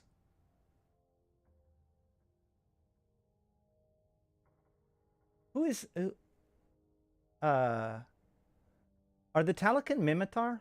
I mean, like, is the Talokan the Minmatar ancestral race? I can't ever remember. Was the Sleepers Caldari? And because Yan Yung was Galente, or is Galente, and Takmal is Amar. So which one is Sleeper and which one is Talokan? Minmatar is Sleeper. So Caldari is Talokan. I don't know, man.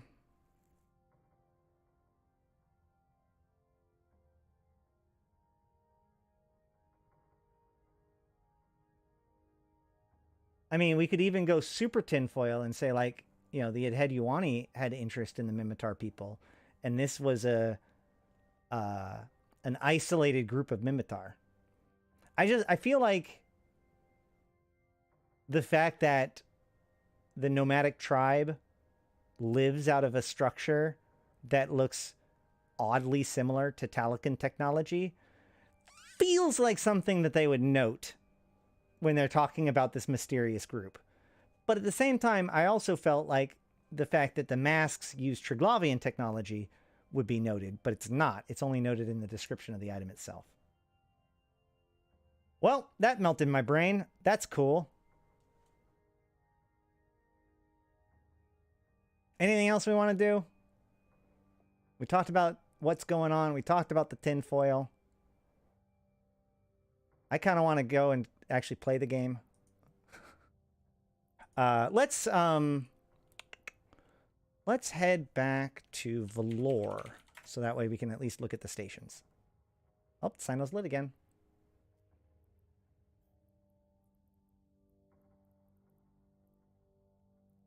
And see what we have to see on the way home.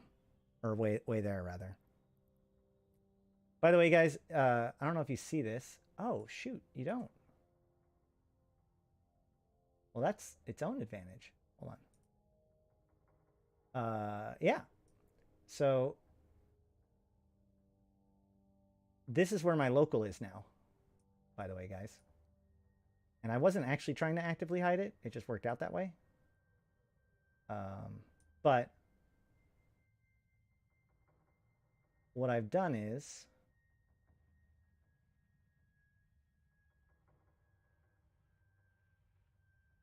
I've placed it all the way to the right. So that way I have all of my like set UI elements over here on the right hand side. Everything I look at for strategy, right? So I have, you know, my drone window down here. I have my overview, my active window, and my local all right here.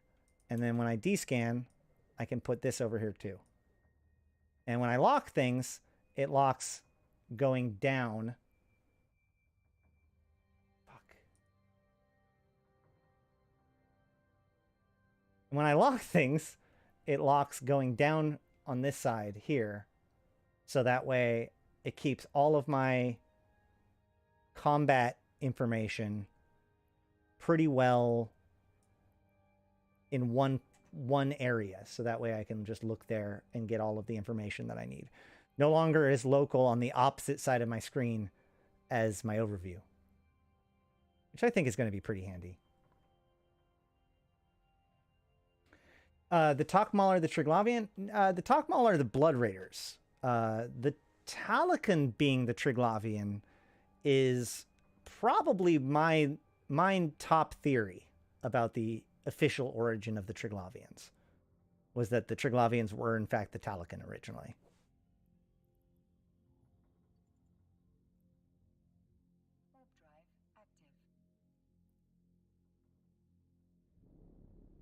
Let's get out of this Edencom system. I get nervous around Edencom systems.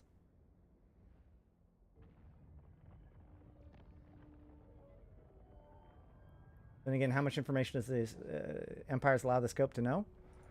Not that much, but... Well, even nomads have facilities that they travel between. That looks closer to like a bazaar than the place that they live full time.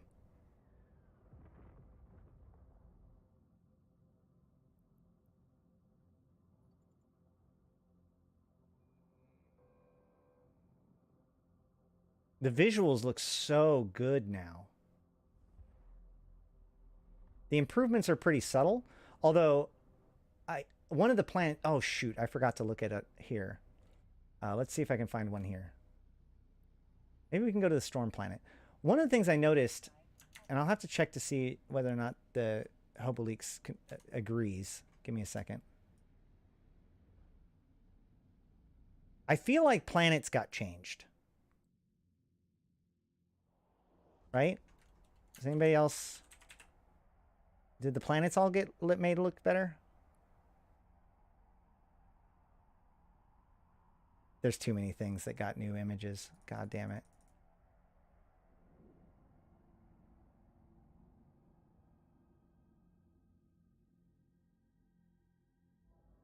Well, that one looks the same.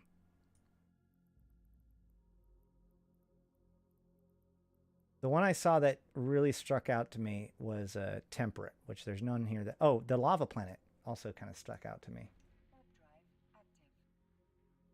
Kuruk being around? Yeah, he's in pizza now. Which, by the way, holy crap, am I glad that we managed to settle our issues with Stay Frosty before it got too advanced, because I, for one, am very happy that our name wasn't the name of the principal villain character in the story posted on MMOChampion.com. Doesn't that look different? Am I crazy? I feel like that looks a little bit different.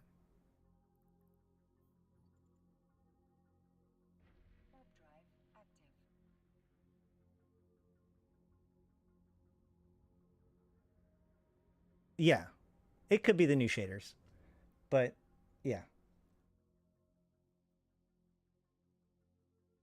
It does actually look closer to like a new shader thing, because it doesn't look like it just looks like it's darker and more detailed.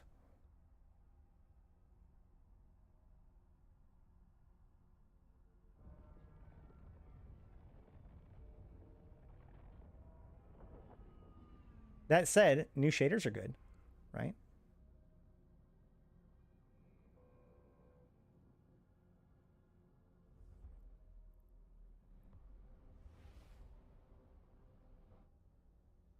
Oh shit, I forgot. God damn it.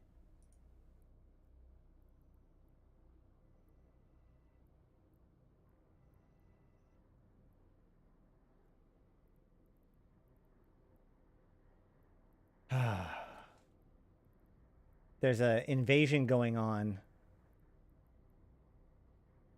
in the systems leading up to the constellation we just took over. By we, I mean the Gallente.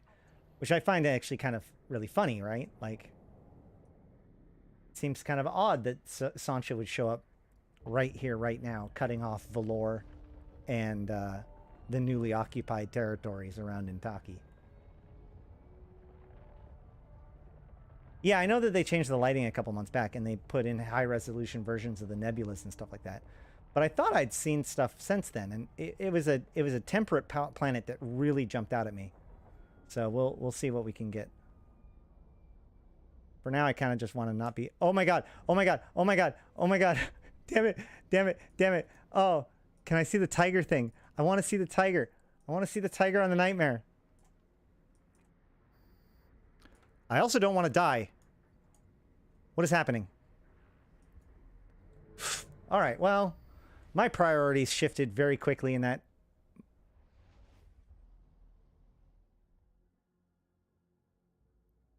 On second thought, I'll let somebody else do it.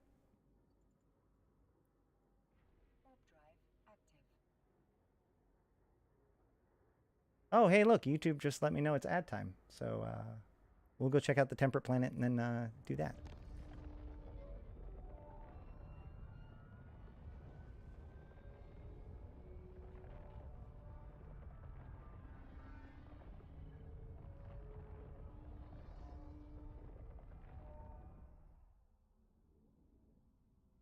I mean, that's really good, isn't it? I don't know if you can see that. You should be able to see the detail from the stream. Like, I can see details of the mountain range. I don't remember it being quite that detailed in previous iterations. Maybe it was one of the previous, like the sharpening stuff. But, and this wasn't even the one that I know. This is not even, this one's still pretty drab. Possibly because of the incursion.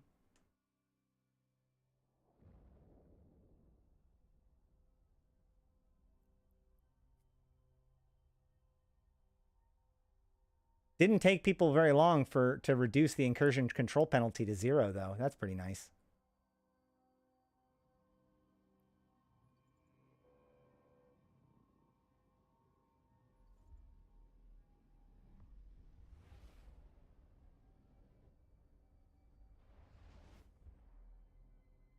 Man, and then there's no more nightmares. Gosh darn it. That's pretty funny. So Melmanil is in the war zone.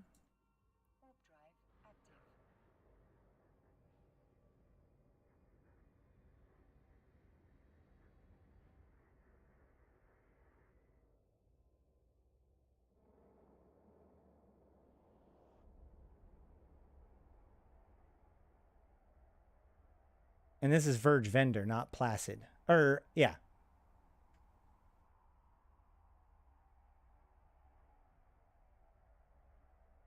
So we expect to see the buildups in the systems back before us, not here, necessarily.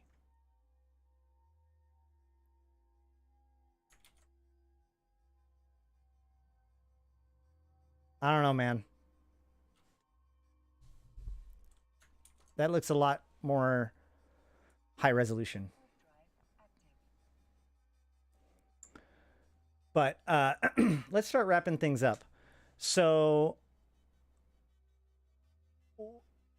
as I said earlier, just so you guys know, I am going to be posting these videos. As soon as the stream completes, I'm going to put the VOD available for members only, and then put out any segments or snippets or whatever as public as fast as possible. I no longer have to wait the 24 hours.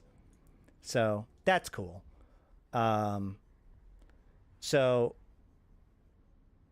if you're watching this as a video on YouTube, in other words, not the live video, I would like you to make sure to type in the comments, because I will take one winner or one person that types in the comments.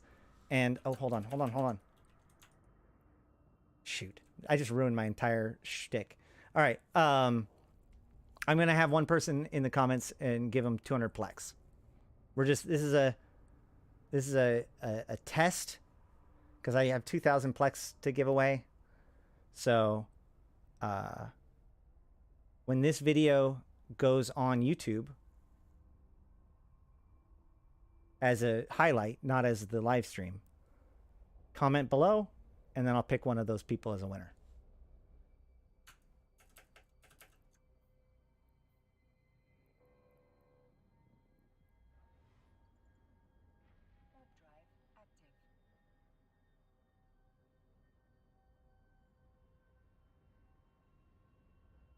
Kind of risky doing that with somebody just landing in that gate, but I want to see that nightmare before we leave.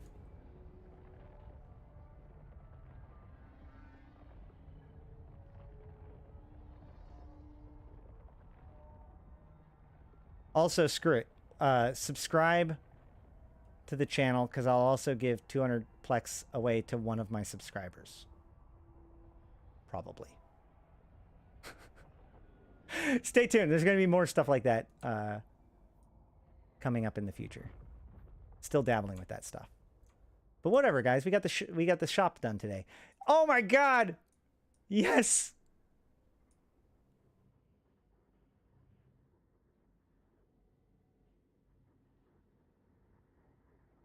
Oh, man. You know why I'm so excited about this? My dreams for a snake hat has just gotten one step closer. In addition to that, it was brought up earlier. Technically speaking, this is cat ears on spaceships. So, technically speaking, this is fulfilling the request, nay, the demand.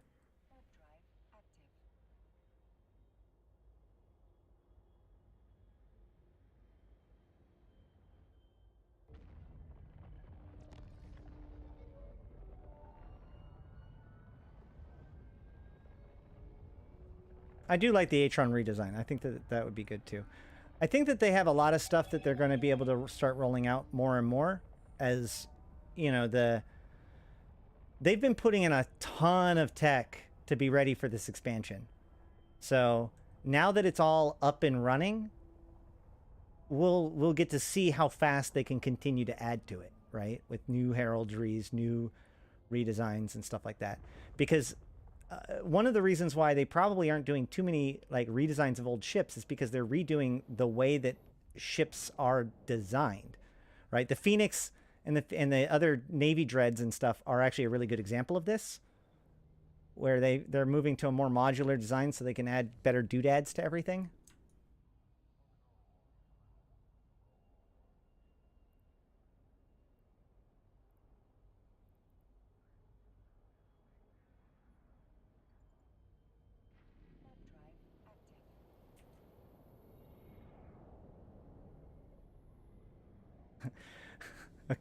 Comment.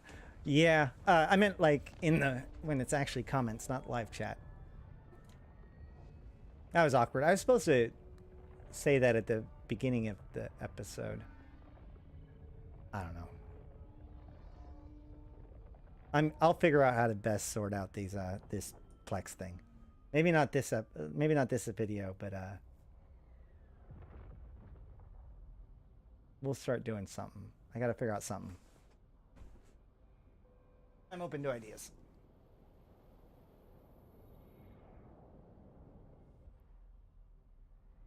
I mean, the muted is perfectly fine if you want a missile hack.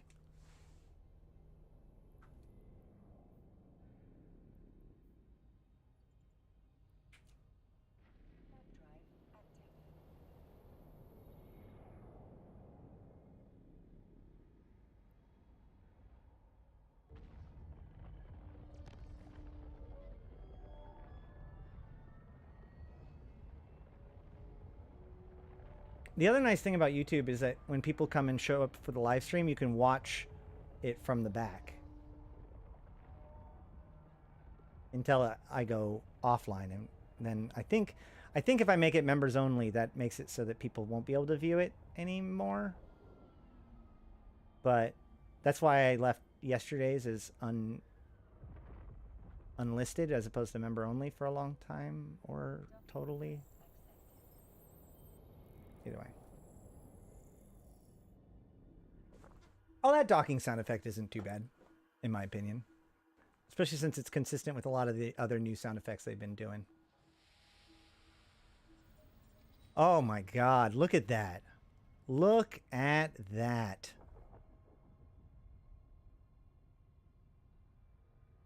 Oh, that's Aura. I thought that was going to be my character's hologram. This is different than what my other character saw, because my other character didn't have... Oh, maybe the hologram just went away, so maybe that was what it was. Wow.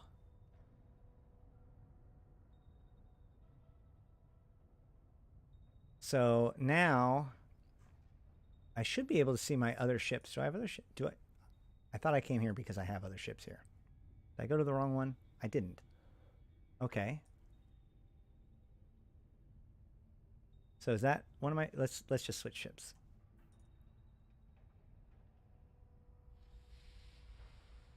Oh, fucking legit. Come on, man. Let's give it to him. That's...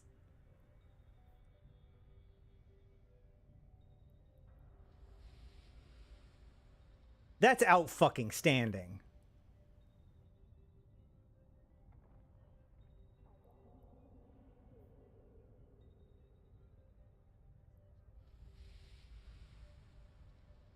Oh, I have a little frigate bay. The frigate bays are different than the other bays.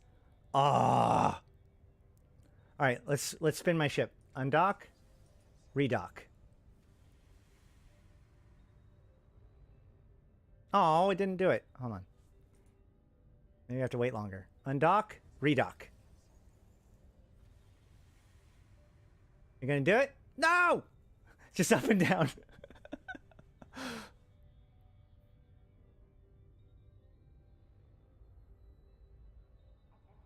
Yeah, it's not in the NPC stations. It's only in Upwell structures.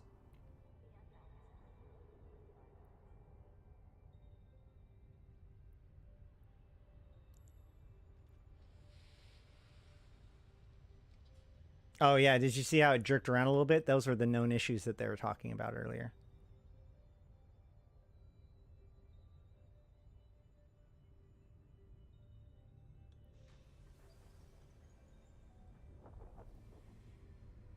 Oh, oh, oh, oh, oh, what are you going to do? What are you going to do, ship? What are you gonna do? Oh, hell yeah! Oh, this is my new hobby. Fuck.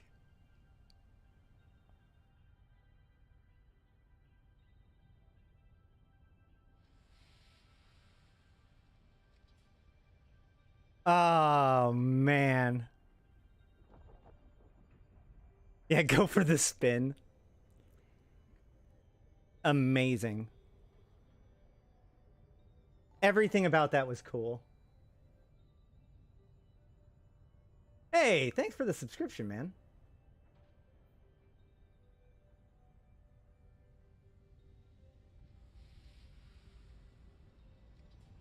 Oh, they actually replaced one of the ones with an orca. So it's not actually all of your ships. That makes sense. Because, like, what if you have, like, 100 ships? That is so cool.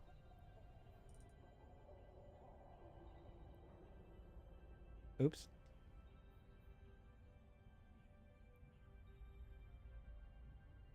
Oh, so... Okay. Wasn't there... Can I make it change over again?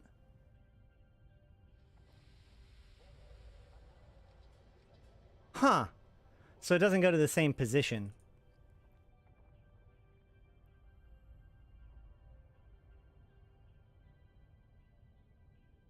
Very interesting.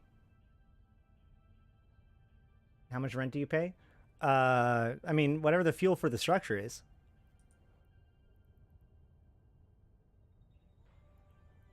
Whatever it is, it's worth it.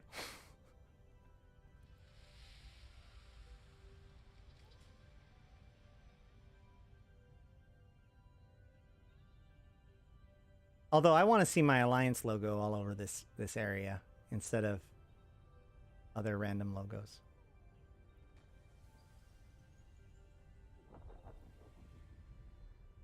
You gotta... So the secret is to wait for the engines to kick on. And then hit undock, or redock, or, you know, cancel the undock.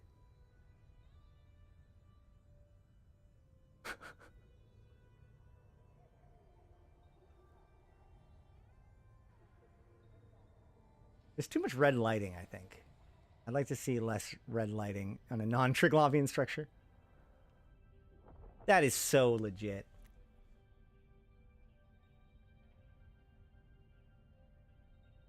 Executor Navy issue gets battleship DPS at 1000 DPS with 25 EHP, 25k EHP and cap stable.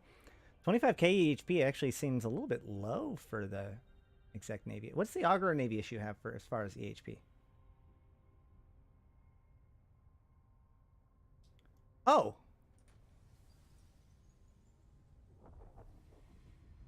Okay, we'll go to a Fortizar then.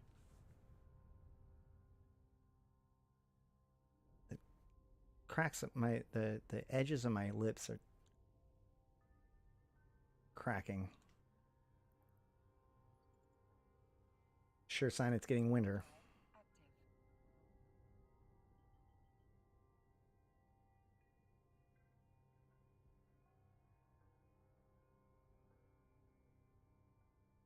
And then once we check this out, I'm probably going to wrap things up for the day, guys.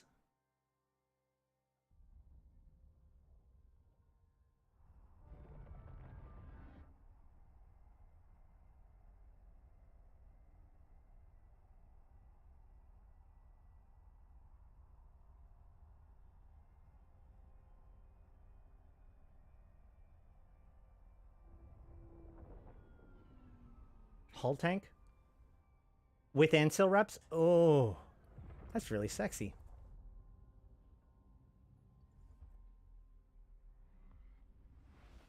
I'm glad that my stop command happened after my jump.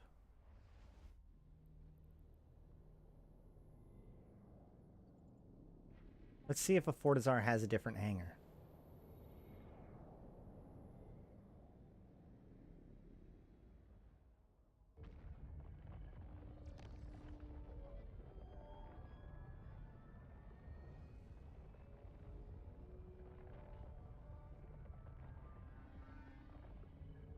But what is an Augur Navy issues EHP? For like a standard Augur Navy issue build. Because that's like the the benchmark for high EHP, right?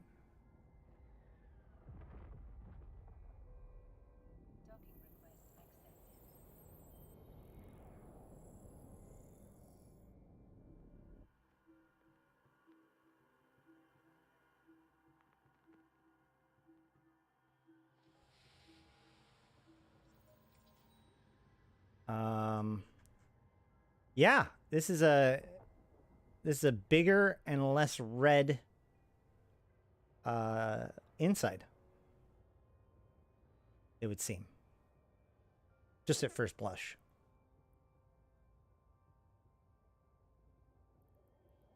I can see my my absolution over there.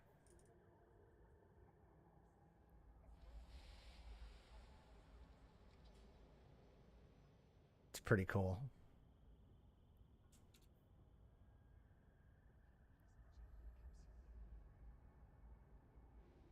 Haha, there's my Synesis.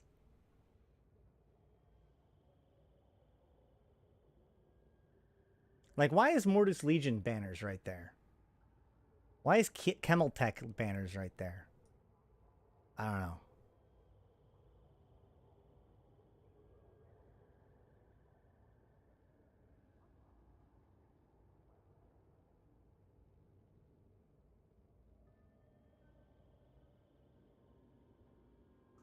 It is going to be a little bit more difficult to watch billboards while docked. Oh, there's a billboard all the way over there. So, do I have a ship over there? Let's find out. No! Wrong way. This is unreasonably fun, guys.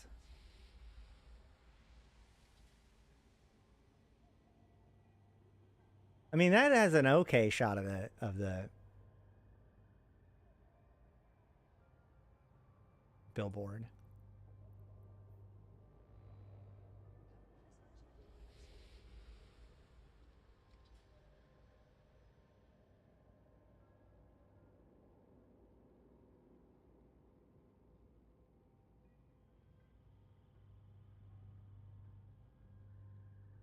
Eh. Oh, there's the other Synesis. Can I right click on it? No, I want to be able to right click on I want to be like this ship right here, board it. Oh no, that was the Icky. Or the Nurgle. Now, if only I had a reason to live outside of the structure. It looks like we do have a reason to live outside of the structure, or live inside of a structure now. Let's go check out the Asbel, see if it's any different.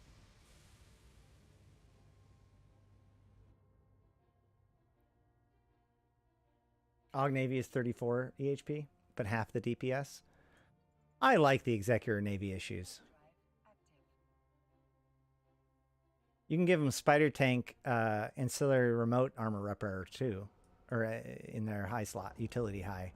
And then you've got a squad of Logi, or you have a very nasty squad of ships to fly together.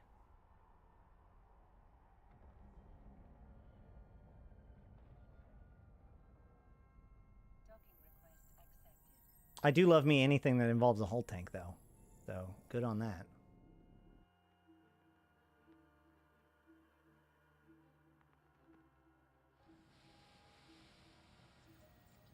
And this place is yet again different and yellow. Okay, okay. Let's take a step back. Ready? You know what it is? They're color-coded. They're color-coded. So refineries are red, engineering complexes are yellow, and citadels are blue. I all but guarantee you. Actually, I don't all but guarantee you, but it's a safe bet. It's my bet. It's my bet right now.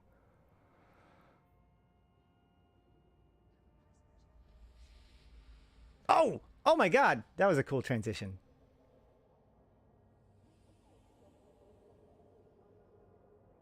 Oh, hey, look, that has a good camera shot or billboard shot. Yeah, just like the exterior hulls. Exactly. Yeah. So I was complaining about the other one being too red. Then the second one was blue. Well, it was my Athenor that was red. So that tracks. All right. Well, I have been Astrothi. I've been playing this game since 2010, talking about it since 2012, and I'm here to put Eve into context for you, my fellow Empyreans. I just want to thank each and every one of you for being here today. We finally did it. It's been a long time. It's been years of scarcity. It's been a year of post-scarcity, for lack of a better word. But it's over. It's done. We made it. The expansion is out, and it just gets better from here. So thank you to all of you who have stuck with me so far. Thank you to all of you who are just now joining or showing up, finding out what there is going on and how cool this stuff is in Eve. And welcome to all the new players that maybe haven't tried out Eve at all yet. Welcome. Thank you. If you're new to the channel, make sure you do the like, comment, and subscribe stuff before you go. If you haven't tried out Eve, there is a buddy link that you can use to get 1 million free SP. That's 40 days of alpha skill training for free. You can do that as many accounts as you want. So go for that. There it is. Thanks, bot. Also, if you want to check out I Made a Game, it's totally free. I just mostly want feedback. It's a real-time puzzle game called Playton. Matchmaking game, sort of. Not like a match 3, but closer to like Tetris. And of course, if you like what I do and you really want to make sure that it happens, you can join my patrons over on Patreon, who are the lifeblood and the beating heart of this whole operation. They're the people that give me the consistency and solidity that I need to be able to get this happening.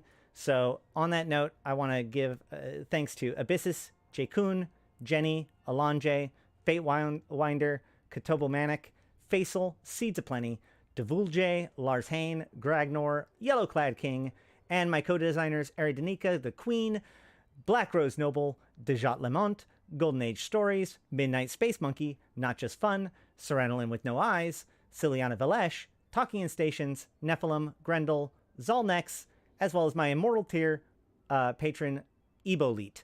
Now, what names I read off, like how I do that reward is actually likely going to be changing in the future, because I want to include more of the people that have membership on YouTube, not just patrons. But I'm also probably going to take right now I'm only I only have agreed to read out loud the co-designers and above.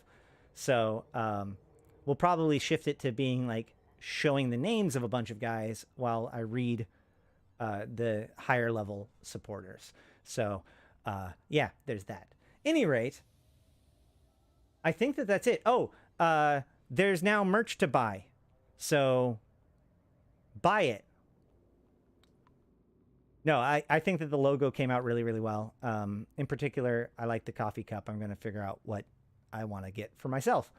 Again, thank you to Ari Danica for both setting that up and just generally being a manager for my stream. Between her and Seeds of Plenty, I think all of you that enjoy my content with any level of regularity should probably give a thank you to those two in particular, because both of them do a good job of keeping me on track. We'll just put it that way. So yeah, but mostly just I'm so incredibly thankful for the opportunity to be able to hang out with you guys, share my passions with you, and have people be interested in learning. So to the future of Eve and to the future of raising literacy of Eve Online throughout the player base, I have been Ashtarothi. Thank you all for coming, and until next time, I'll see you in space.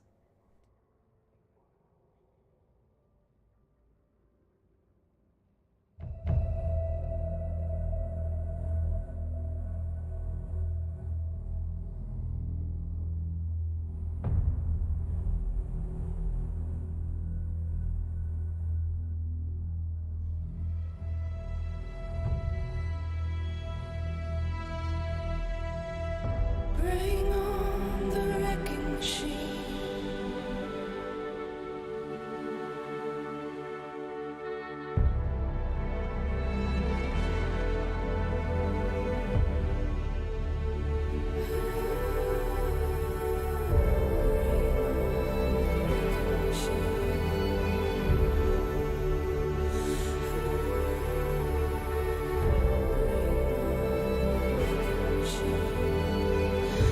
Every city you burn, I'm gonna build high.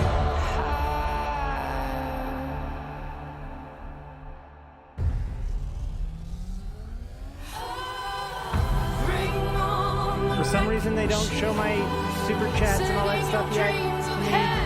So, thank you to all the new members in the super chat. Bye.